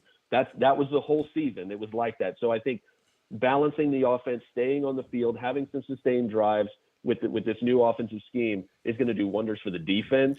And I think we're just going to see a much more complete, much more fresh, and much more innovative team in every way this season. And you're right. We spent so much time talking about the quarterbacks and all those things, and Brady to Mayfield, but where do you think kind of the running game kind of factors in this? Because we saw it last year when they ran the ball and they committed to it, and I think that's what Canales said. It's like, it's not they didn't run the ball, they didn't commit to it. And when they ran for over 100 yards last year, more than often not, they picked up a W. So where do you think that fits into what they're going to want to do? And Rachaad White, obviously, can he be a special player like a lot of people think he has the potential to be? I definitely think Rashad can be a special player. I think that, even in an era of where the franchise running back, right, the feature back is kind of a dying breed. Actions speak louder than words. Look at what the Bucs didn't do this offseason. What did the Bucs not do? They did not invest premium resources in the running back position. That tells me that they think Rachaad White is the guy, and they're going to treat him as the guy until further notice. They didn't draft a running back at all, not even on day 3. You know what I mean? So they brought in Chase Edmonds to be kind of the backup change of pace guy, the cheap veteran guy. They still got Keyshawn Vaughn. I think Sean Tucker is the second best running back on this team already, the undrafted free agent. I'm a huge fan of his coming out of Syracuse. I know he's got a little bit of a heart issue that I think they're trying to make sure he's going to be okay so that he can be healthy and safe on the field. But I think they have enough depth-wise, and all of those actions say, hey, Rachaad White is the guy. He's going to get 20, 25 touches a game. We understand he can play on all 3 downs, and we're going to take advantage of that. And I know that Canales was asked about this at the intro presser. He was on the other sideline in Munich when Rachaad White had that breakout performance against the Seahawks. So I think he saw firsthand, hey, this guy's going to do well in my system. I'm going to put him in position to be a featured back and to make the most of those skill sets. But like you said, it's more philosophical. And you mentioned Pewter Report earlier, and obviously Scott has said a lot of things and said them through the season about what was going on behind the scenes philosophically between Todd and Byron and maybe even Harold Goodwin and some of the other guys on the staff that didn't understand why the running game was not invested in, why the running game was not prioritized, why the running game was completely given up on so many occasions early in games. And I think that's what led to the biggest part of the disconnect on the sideline was, I think, between a defensive head coach and a set of defensive coaches that were frustrated with the fact that their units going on the field over and over and over and over again because they can't sustain drives, because teams are just sitting back and knowing they're probably just going to sling the ball all day long, and we're just going to sit back and wait for these same boring vertical routes and curls and comebacks over and over and over again and sitting on stuff. And that's what they did. And again, to kind of piggyback off of Scott's reporting, he said basically even Harold Goodwin and some of the other offensive coaches are like, hey, run the damn ball. Right. Let's at least try to put in some of these basic concepts that are going to work. And I think Rick Stroud at the Tampa Bay Times alluded to this as well, that there was just a disconnect philosophically with why aren't we even trying to do this? Mm-hmm. And I think that was the big thing that led to the change on offense, is that we've got to be of one mind. We've got to try to balance this and at least try to stay committed to it to the point where we don't hang our offense out to dry in the passing game because they're just sitting on that stuff, and hang our defense out to dry because there's so many 3 and outs. There's so many quick 3 and outs because you're throwing the ball. You're not even taking time off the clock. Right. And I think that was, again, a big philosophical disconnect that hopefully will be mended with kind of the complete 180 that they're doing scheme-wise on offense. Luke Easterling joining us here from Athlon Sports. And, Luke, it's funny. I agree with everything you said. It's why I keep just nodding my head. I'm like, yes, yes, yes. All of this stuff is stuff that we've talked about. And I love the fact that the national narrative is what it is, and that's fine. Let them think that way. It doesn't win any games for you anyway, or lose any games, what the national media thinks. But there's something I like to call Dallas to Dallas when I look back at this season. And this is the reason I'm asking it, is because this is why I think this roster is good enough to win 9-10 games. The coaching staff scares the hell out of me because you look at that team that took on Dallas in week 1. They kicked their ass. It wasn't even close. It wasn't. I was at that game. That was an ass whooping up and down. And the Bucs ran the football. They threw the football. They played great defense. They got turnover. They did everything they needed to knock Dak out of the game. They were fantastic. That was the team that we saw in 2021. And then that team at the end of the year, Dallas to Dallas, was a shell. And it wasn't just because, Shaq was out and they lost a couple people. I get it. Ryan Jensen didn't play in that first game either, right? So Dallas to Dallas, this team got worse all season long. Everything they did, they got worse, because what happens during an NFL season? People get tape on you. They see what you're doing. And if you're not reinventing yourself or, and thinking one step ahead of everybody else, they know what you're going to do. We're going to do this. This is the way good coaching staffs work throughout the league. They get better as the year goes on. And this staff did not. This staff was outcoached, I think, every game I ever saw after the Dallas game, to be quite honest, except maybe Seattle. And that's concerning to me. I love Todd Bowles as a human being, but clearly there was a lack of accountability. Players, kept making the same mistakes over and over again. So, what is your take on this coaching staff? And obviously, there's a lot of new blood on the offensive side, but the defensive side is pretty much the same. So, where do you come down on this coaching staff? Yeah, I think the jury's still out, right? I think that what I'm hoping to find out this season is that the biggest problems were on offense, and that we can actually see a Todd Bowles defense that can get back to somewhere closer to what they were in 2020. But as a head coach, I think, unfortunately, again, same thing with Leftwich. I'm pulling for Todd. I'm rooting for Todd. I want him to be successful. And you guys know this. I'm from this area. This is my team. I want them to win games. But the realist in me and the results that we've seen on the field going back to the Jets days, and obviously there are mitigating circumstances there as well, with the quarterback situations that he dealt with. But when you look at Todd's game day decision making, the crunch time decisions, go back to the timeout usage and the clock management. In so many of these games, Cleveland stands out to me right away. They don't lose that game. I don't think if the head coach doesn't kind of fumble the bag in terms of those decisions. Agreed. And so that's what I'm hoping. I'm hoping that maybe if the offense gets its together this season and balances things out, maybe takes some pressure off of the defense and off of what he's doing, maybe he can finally turn that corner. The problem is, at this point, we've got so many seasons now. We've got, his time in New York and a season in the Bucs system where the same problems continue to happen with that game day management. So I don't know. I try to be cautiously optimistic that he can turn it around and that he can be the guy. But I'll have to see it to believe it at this point. I'm just hoping that the changes on offense can mitigate some of that and maybe can free Todd up to make better decisions. And maybe it comes down to having somebody else in on the headset, somebody else who can help make those decisions and do those types, especially if Todd's going to stay on the headset as the defensive play caller. Delegate, go talk to Jason Light about how much better he got at his job because he learned how to delegate to people who do other things well. He'll talk about that all day long. Maybe this is an opportunity for Todd to do that. If he wants to keep the play calling duties, he's got to find a way to still be better at the CEO level stuff. He's got to be better at the big picture stuff that a head coach has got to get right, because all the other stuff doesn't matter if in the clutch critical moments, clock management, timeout management, decision-making, play calling, all of those things come down to snap decisions. He's got to be able to win in those moments, and he just hasn't done it yet. And when you look at his unit, I know you mentioned that a lot of it came down to the fact that the offense just couldn't do their part and the defense was getting worn down and they had to keep going back out there over and over. And I understand all that, but I still thought the defense last year, honestly, were a bit of posers, to be honest, because I thought when they got in the big games, and more often than not against the really good teams, they kind of just disappeared. And we saw the same kind of mental mistakes early in the season. We saw late in the season, and Todd Bowles, saying that these were day one installs with the secondary, with the lapses in coverage and things like that. Where do you think, in particular, for this defense, which I think if they're going to be a team that can compete for a playoff spot, the defense is probably going to have to lead the way and get back to what they were the 2 years prior. So where do you see them making the most improvement? Is it the two corners that have to figure out a way to pick off the ball more? Is it Winfield moving back to his natural spot? How do you see that shaking out? Yeah, well, again, I mean, it's a team sport, and all of those levels of a defense have to work in tandem, right? We talk about, the chicken and the egg situation about coverage versus pass rush. That debate doesn't matter to me. You've got to do it all. You've got to start closest to the ball, which means you got to stop the run. You got to get after the passer. If you can't do those things, nothing else that happens in the back seven is going to matter.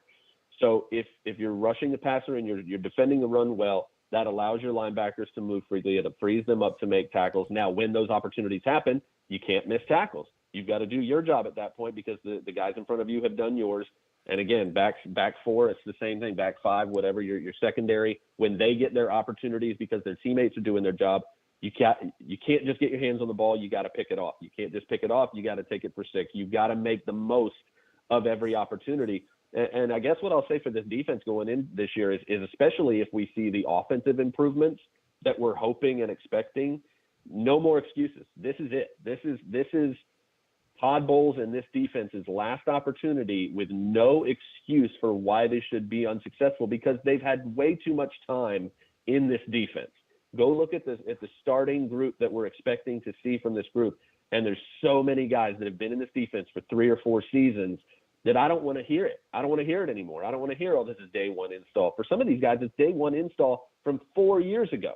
So I don't want to hear the mental lapses in coverage. I don't want to hear the technique problems and the missed tackles. This is all very basic, fundamental stuff that for guys that have been in the same scheme for 3 or 4 years, there's no excuse for those mistakes anymore. And so it really is put up or shut up time on that side of the ball. Again, especially if we see the offensive improvements, the defense has got to be closer to the playoff 2020 defense over the entire regular season. Because even for much of that season, they weren't that unit yet, right? They really turned it on in that postseason. So, again, this is the put up or shut up season for Todd Bowles as a head coach. I think it's that way for his unit on that side of the ball.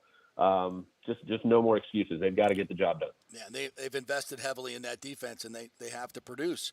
All right, Luke, last thing, we'll get you out of here on this, and you could take a quick stab at this question, or maybe you can go back in the lab, and it might be something you want to develop a full piece on, because I'd love to get to your long-form take on this. So we're doing something we call the Super Bowl game plan for the Bucs. In other words, we're looking at the bones of this team right now, what's available, what they have here, what they've done in this draft, and projecting, 2, 3, 4 years down the road, if they're going to get back to the Super Bowl, how do they do it? And are there pieces here that they can lead that way?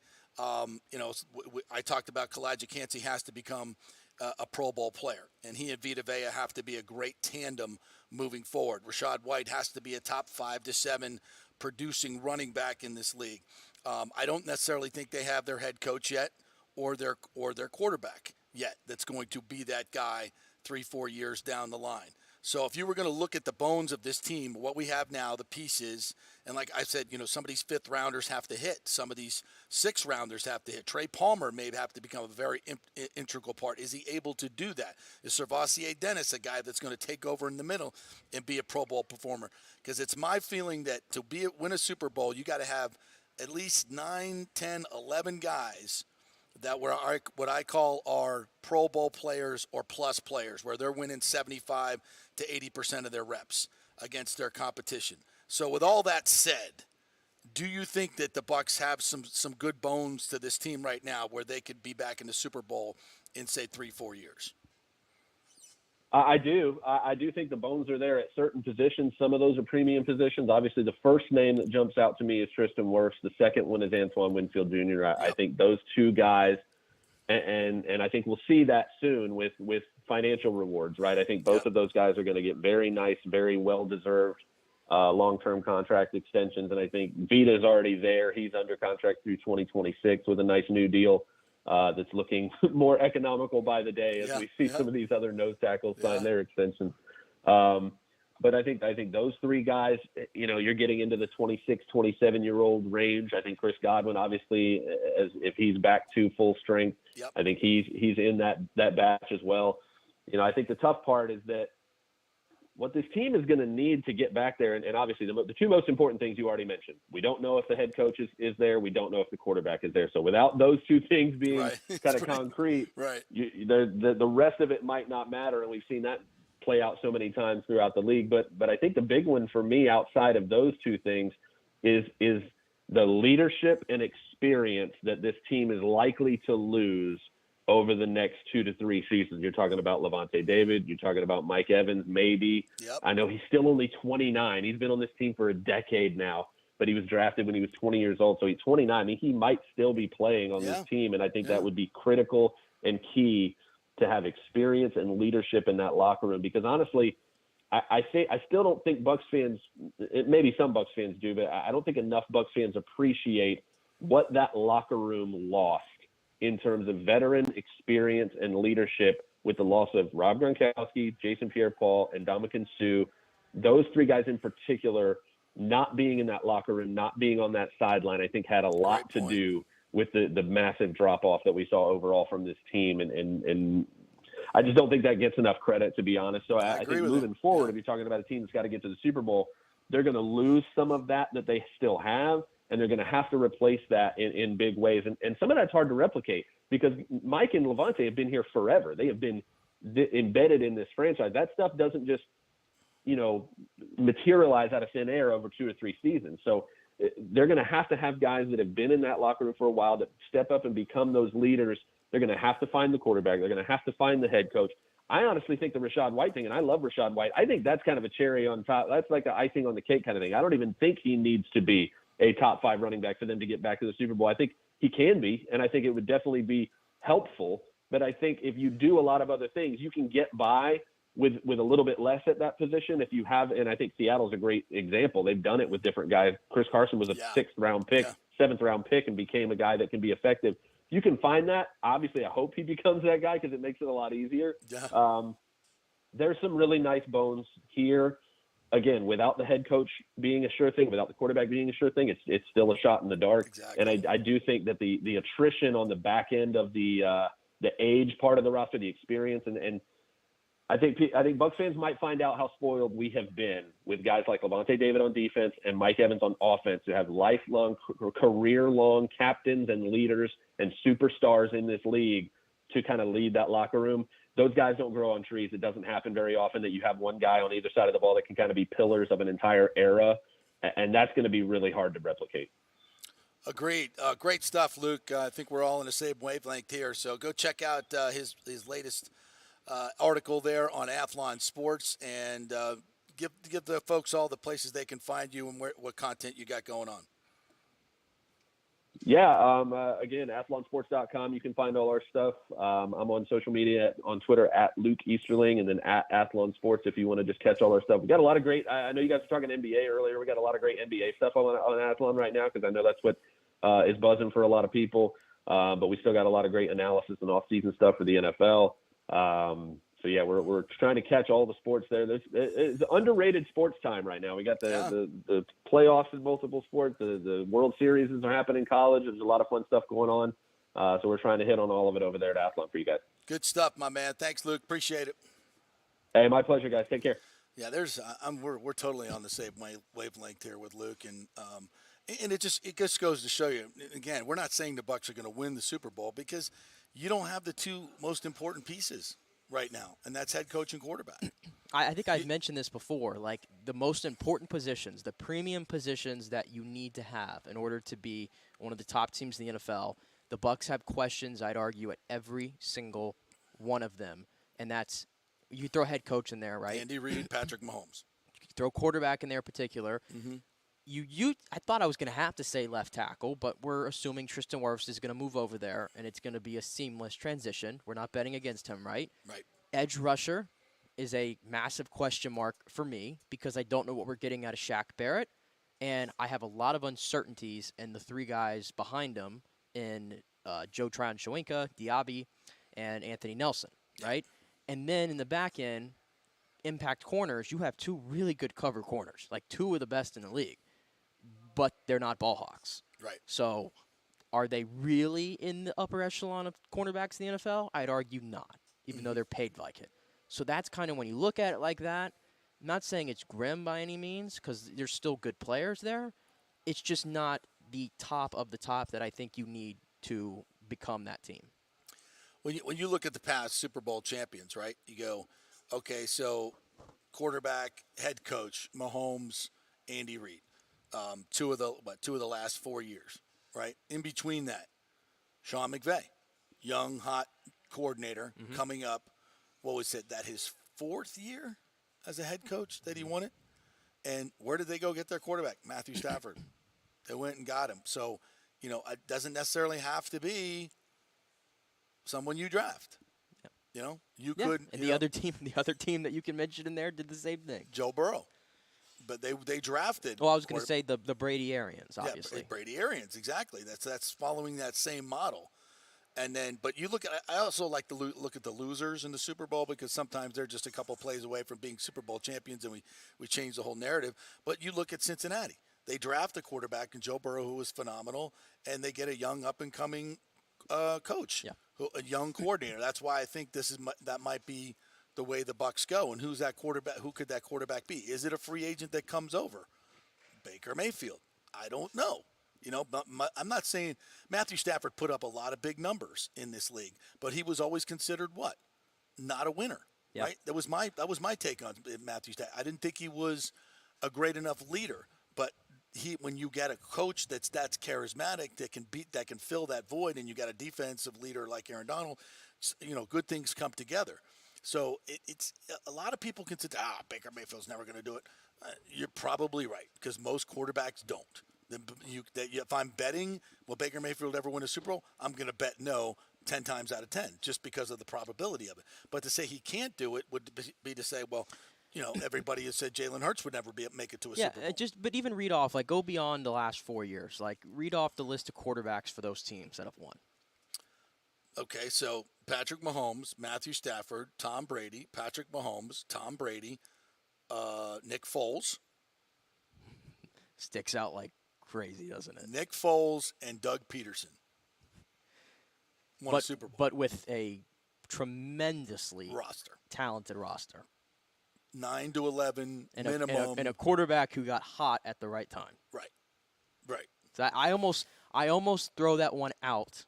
It's an outlier. I almost throw it out because I don't know if that's happening again. But that's if everybody that's saying Baker Mayfield will never win a Super Bowl. Anybody say Nick Foles is ever going to win a Super Bowl? No, but I don't. Say that? As much as I like the Bucs roster, more so than others, close. it's not Philly 2017. Not even close. And then before that, the year was Brady. Yeah.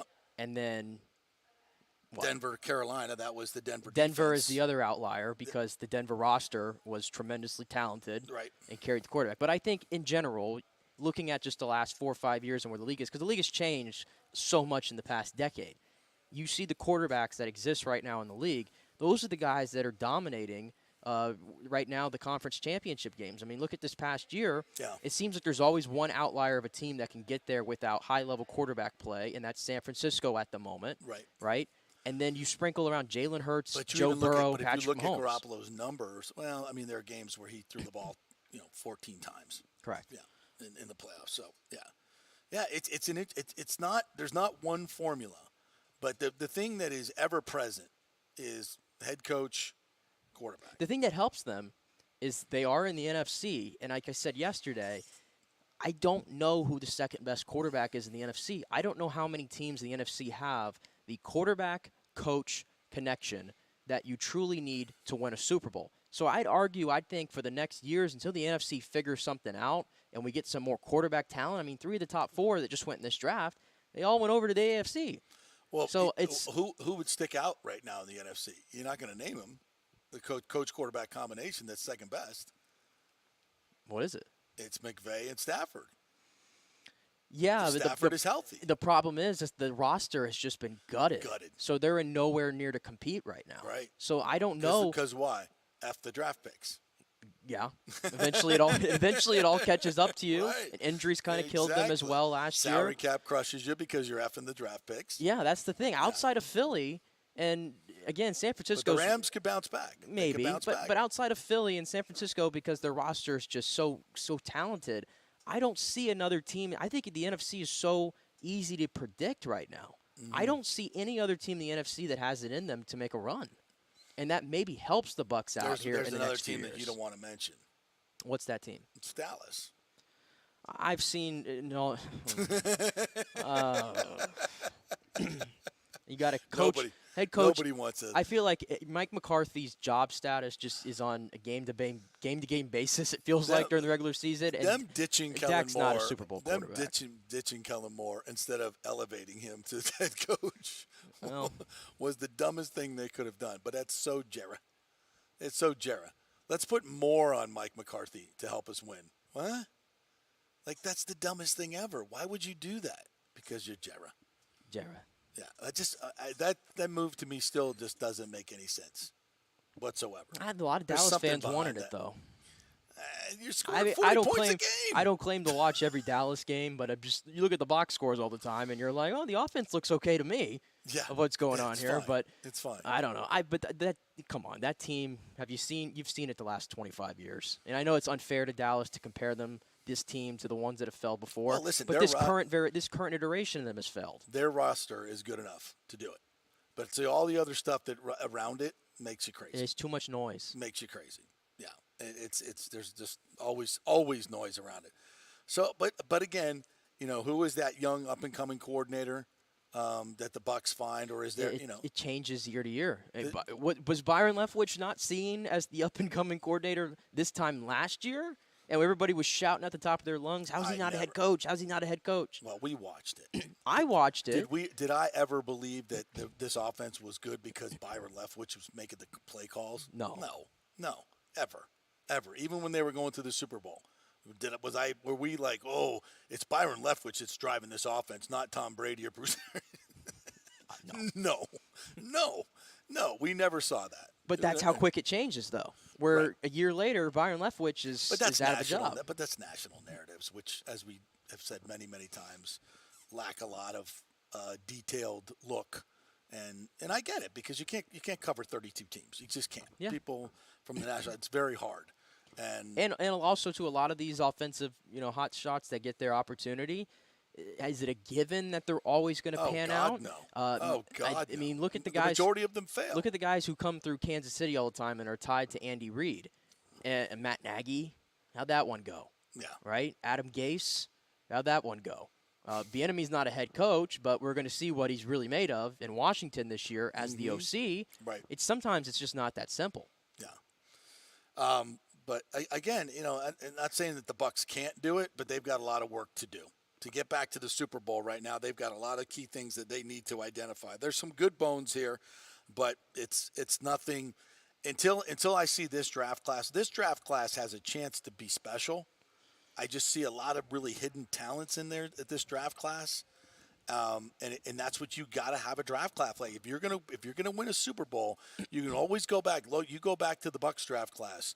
That got them Wirfs and Antoine Winfield. Mm-hmm. That was huge. That was a huge draft class that put them over the top to win a Super Bowl. And the 1 in 18 kind of gave them the pieces. Yes. By the time we got to that year, they were in year 3, all of them, and they were all regular contributors. Yeah.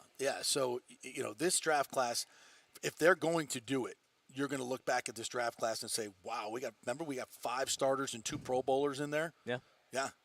And that's what it's going to happen. Is it going to happen? Chances are no. But there's a little bit of something there. I think Kancey can be an outstanding player in this league. And I think Diaby has a chance to be a really good player. Long way to go, but he's got the physical tools. Yeah, they've given themselves a chance because they've drafted a lot of athletes and in this class and added quality speed. people too. And Servassier Dennis has a chance to be a really good, I don't want to go Sam Mills because he's a Hall of Famer, but a really good long-term. I put him in a Levante category. Well, you're banking on his name carrying him all the way through. Hope so. Let's be honest. I hope so. With a name like that, you can't fail. We want him to be here around for 11, 12 years. All right, we'll take a quick break. We'll come back on the other side and get to a couple other things. Some college football-related news from the SEC. A lot of talk about the portal right now. Yep. We have a Taylor Swift story that we have to pass on. Unfortunately, we have to pass it on. I wonder if Aaron Rodgers is associated with this in any way. Oh, my goodness. He's perfect. His dancing at the Taylor Swift concert was outstanding. And we'll also set up the Rays as well. 4-game set against Boston. Glass now going tonight. Stay with us.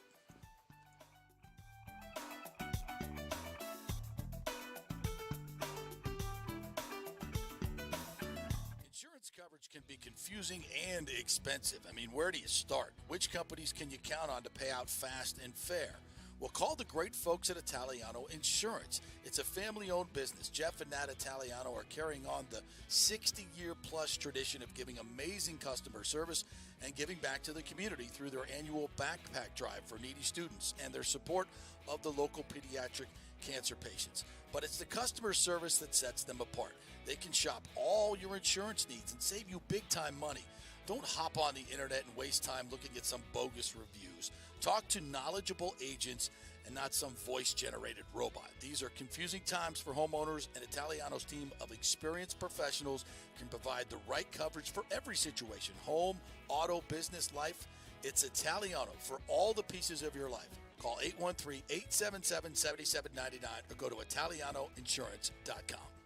Well, Fitz the mortgage guy did it again. A listener heard his ad, was going to another big bank, but called Scott Fitzgerald at American Mortgage Services of Tampa, and Fitz saved him $618 on his monthly payment. Are you kidding me? Folks, that's big money. Rates are going up, they're going down, they're going all over the place. Scott will shop your loan and save you lender fees and get the best rates. Email him, scott@amstampa.com, or call 813-294-7595. That's Fitz, the mortgage guy. Lots of stuff going on right now, and these rates are going all over the place. You need somebody knowledgeable in the market that will work hard for you and get you the best deal. That's my man, Scott. He's done 3 loans for me, done thousands of loans for local folks here, works with a lot of the coaches and players in the area. He's the guy. 813-294-7595, or go to scott@amstampa.com. During COVID, over 1.7 million people were added to the Florida Medicaid rolls, but as of April 1st, 2023, most of these people may not be eligible for the Medicaid coverage and will lose their health plan. If you have been notified you are losing your coverage, don't freak out. It's very likely you can apply for a federal subsidy under the Affordable Care Act. Just call 877-652-0244.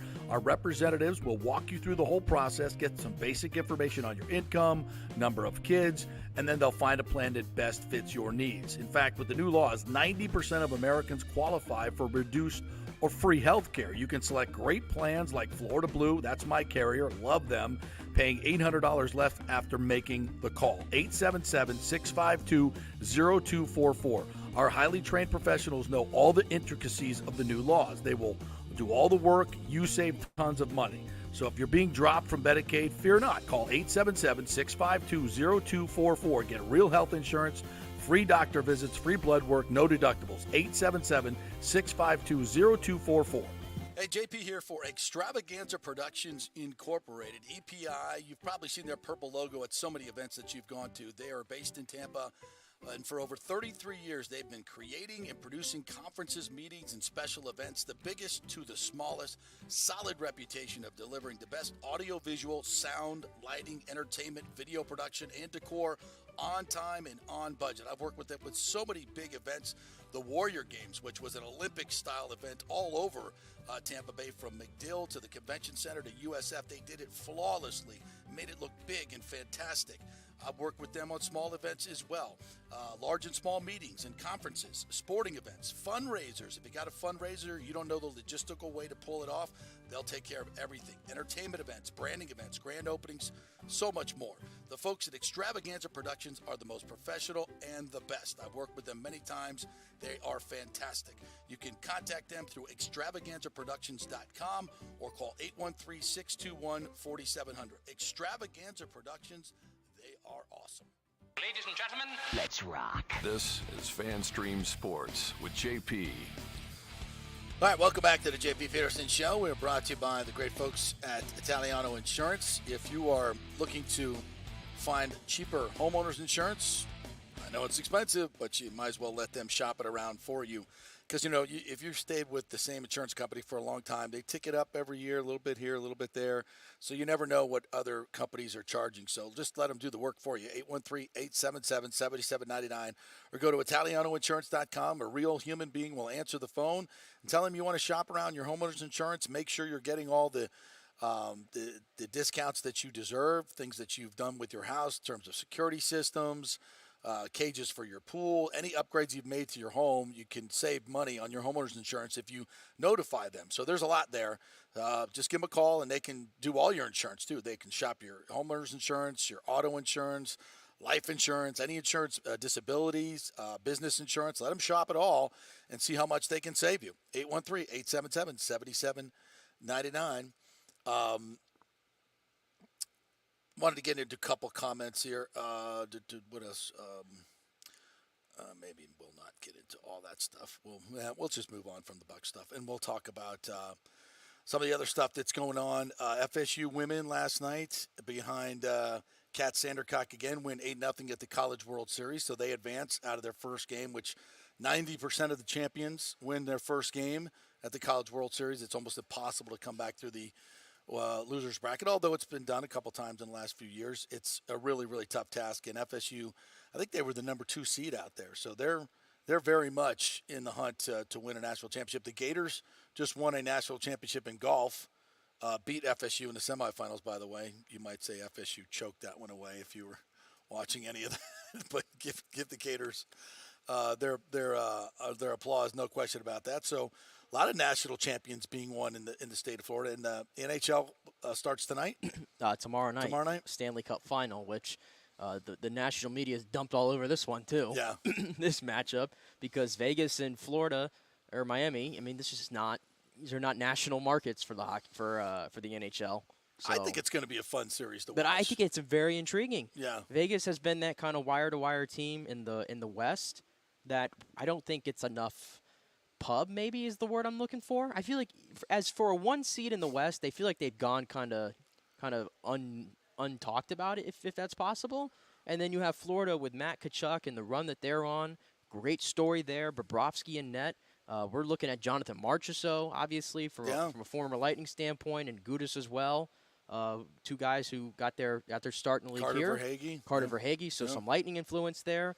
We got our Panthers caps on, our proverbial ones, obviously. Do we? I know Ashley's a big Vegas fan. So that's gross. Of the city itself. So now she's like a Golden Knights fan. I can't give any of my fandom to anything in Las Vegas. I just can't.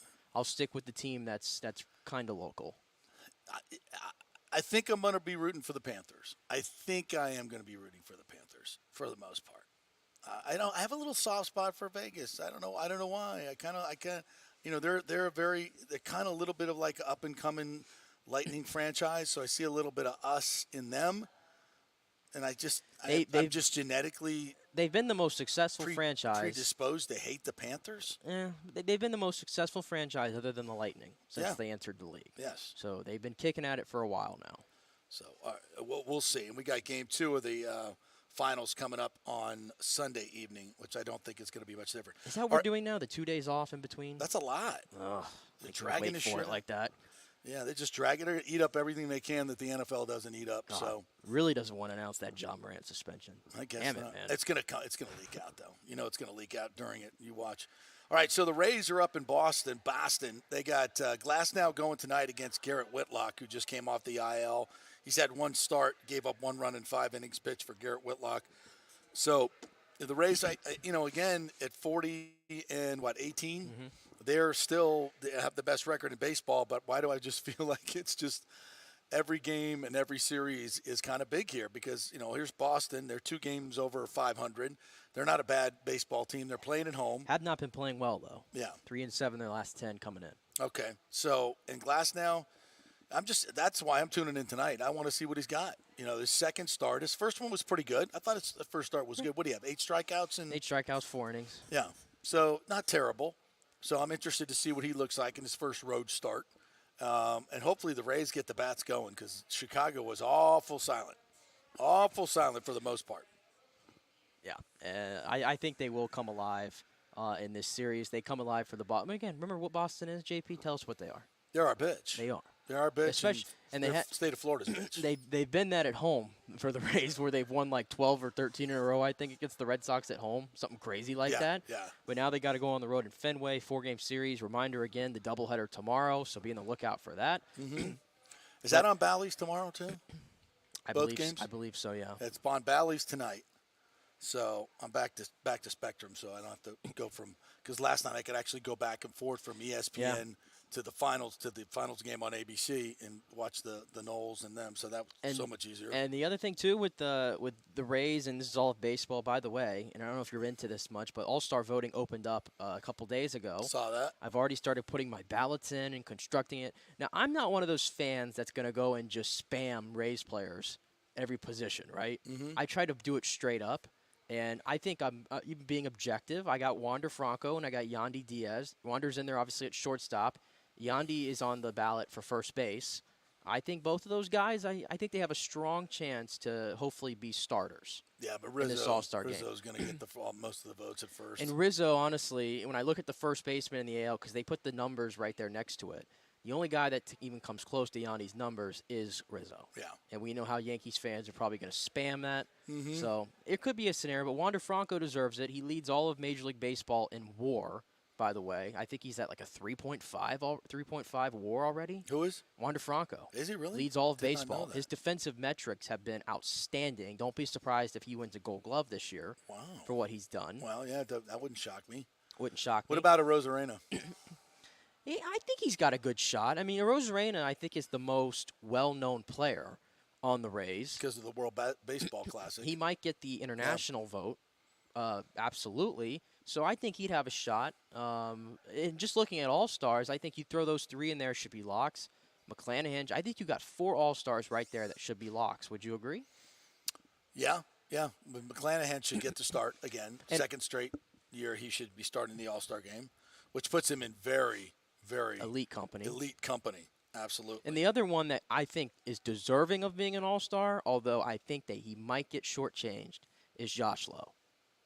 I looked at the outfield kind of competition there. I was trying to find a way not to put him in the starters, honestly. Right. Because his numbers are there. They are. They're absolutely there, but he's one of those guys where unfortunately, he doesn't play every day. He's almost like a platoon guy that the Rays kind of use. He doesn't really play much against lefties.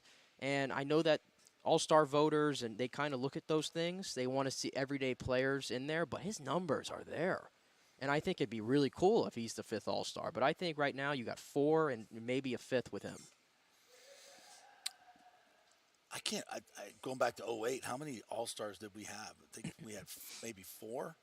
09 is the year the Rays had the most. Longo, Pena. They had Longo. Shields. No, it was Longo, Pena.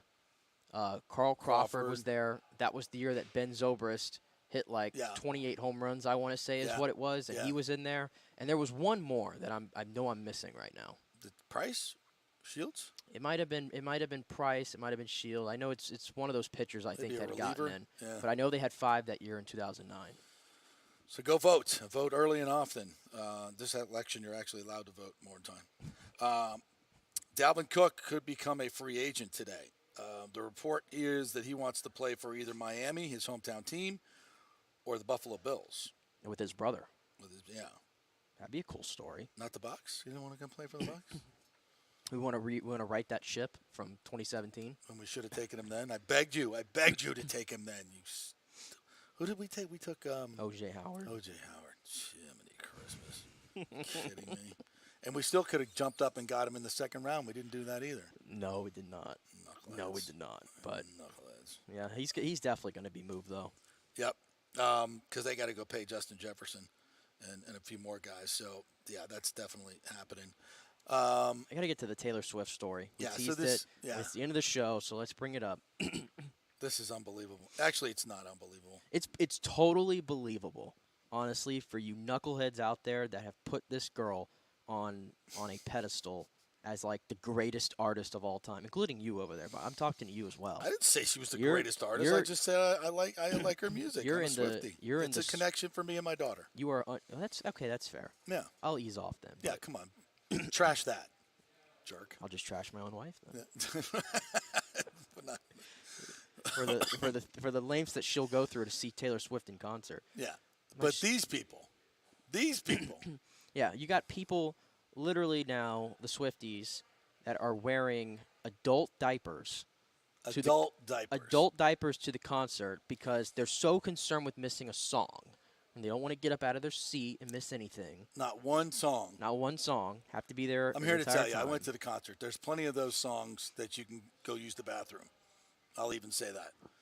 But they're wearing adult underwear. So they're going to piss themselves so they can hear Champagne Problems. Apparently, yeah. Ladies. And the picture of these ladies that are doing it, holding the diapers, I'm like, they seem to be well-to-do. We have to be well-to-do in some to get those tickets. To get those tickets. So these are women that would normally not, I would say, piss themselves, that are going to put on a diaper and consciously go to the bathroom on themselves so they don't miss hours. Come on. What is wrong with you people? What is wrong with you people? It's literally a TikTok trend. I'm reading the article here. It's a TikTok trend of these girls like showing themselves like putting on the adult diapers for whatever reason. You people, you'll do anything for a TikTok. By the way, those aren't real likes, people. They're not real likes. You're not getting 1 million likes for that. Well, if you're in need of an algorithm, if you're in need of it here, the article tells you can get an 18 count for $29.99 on Amazon. You get plenty of adult diapers. Remember the lady that was so obsessed with her astronaut boyfriend that she drove from Houston to Cape Canaveral, didn't stop, and wore adult diapers the whole way because she didn't want to stop. Because she was thought it was like cheating on her. So, yeah, true story. Look it up. Drove across country with didn't want to stop, bought adult diapers and pissed herself the whole way. I just don't understand. Like, you would admit, like, even like, who's your favorite artist of all time? By the way, I don't hear any men doing this. By the way, No, I please. No, but seriously though, who's your favorite artist of all time? Well, it used to be Springsteen for many years, so I'll say, yeah, Springsteen. Yeah, for the most part. Okay, and what percentage of songs does he have out that you'd say you don't like?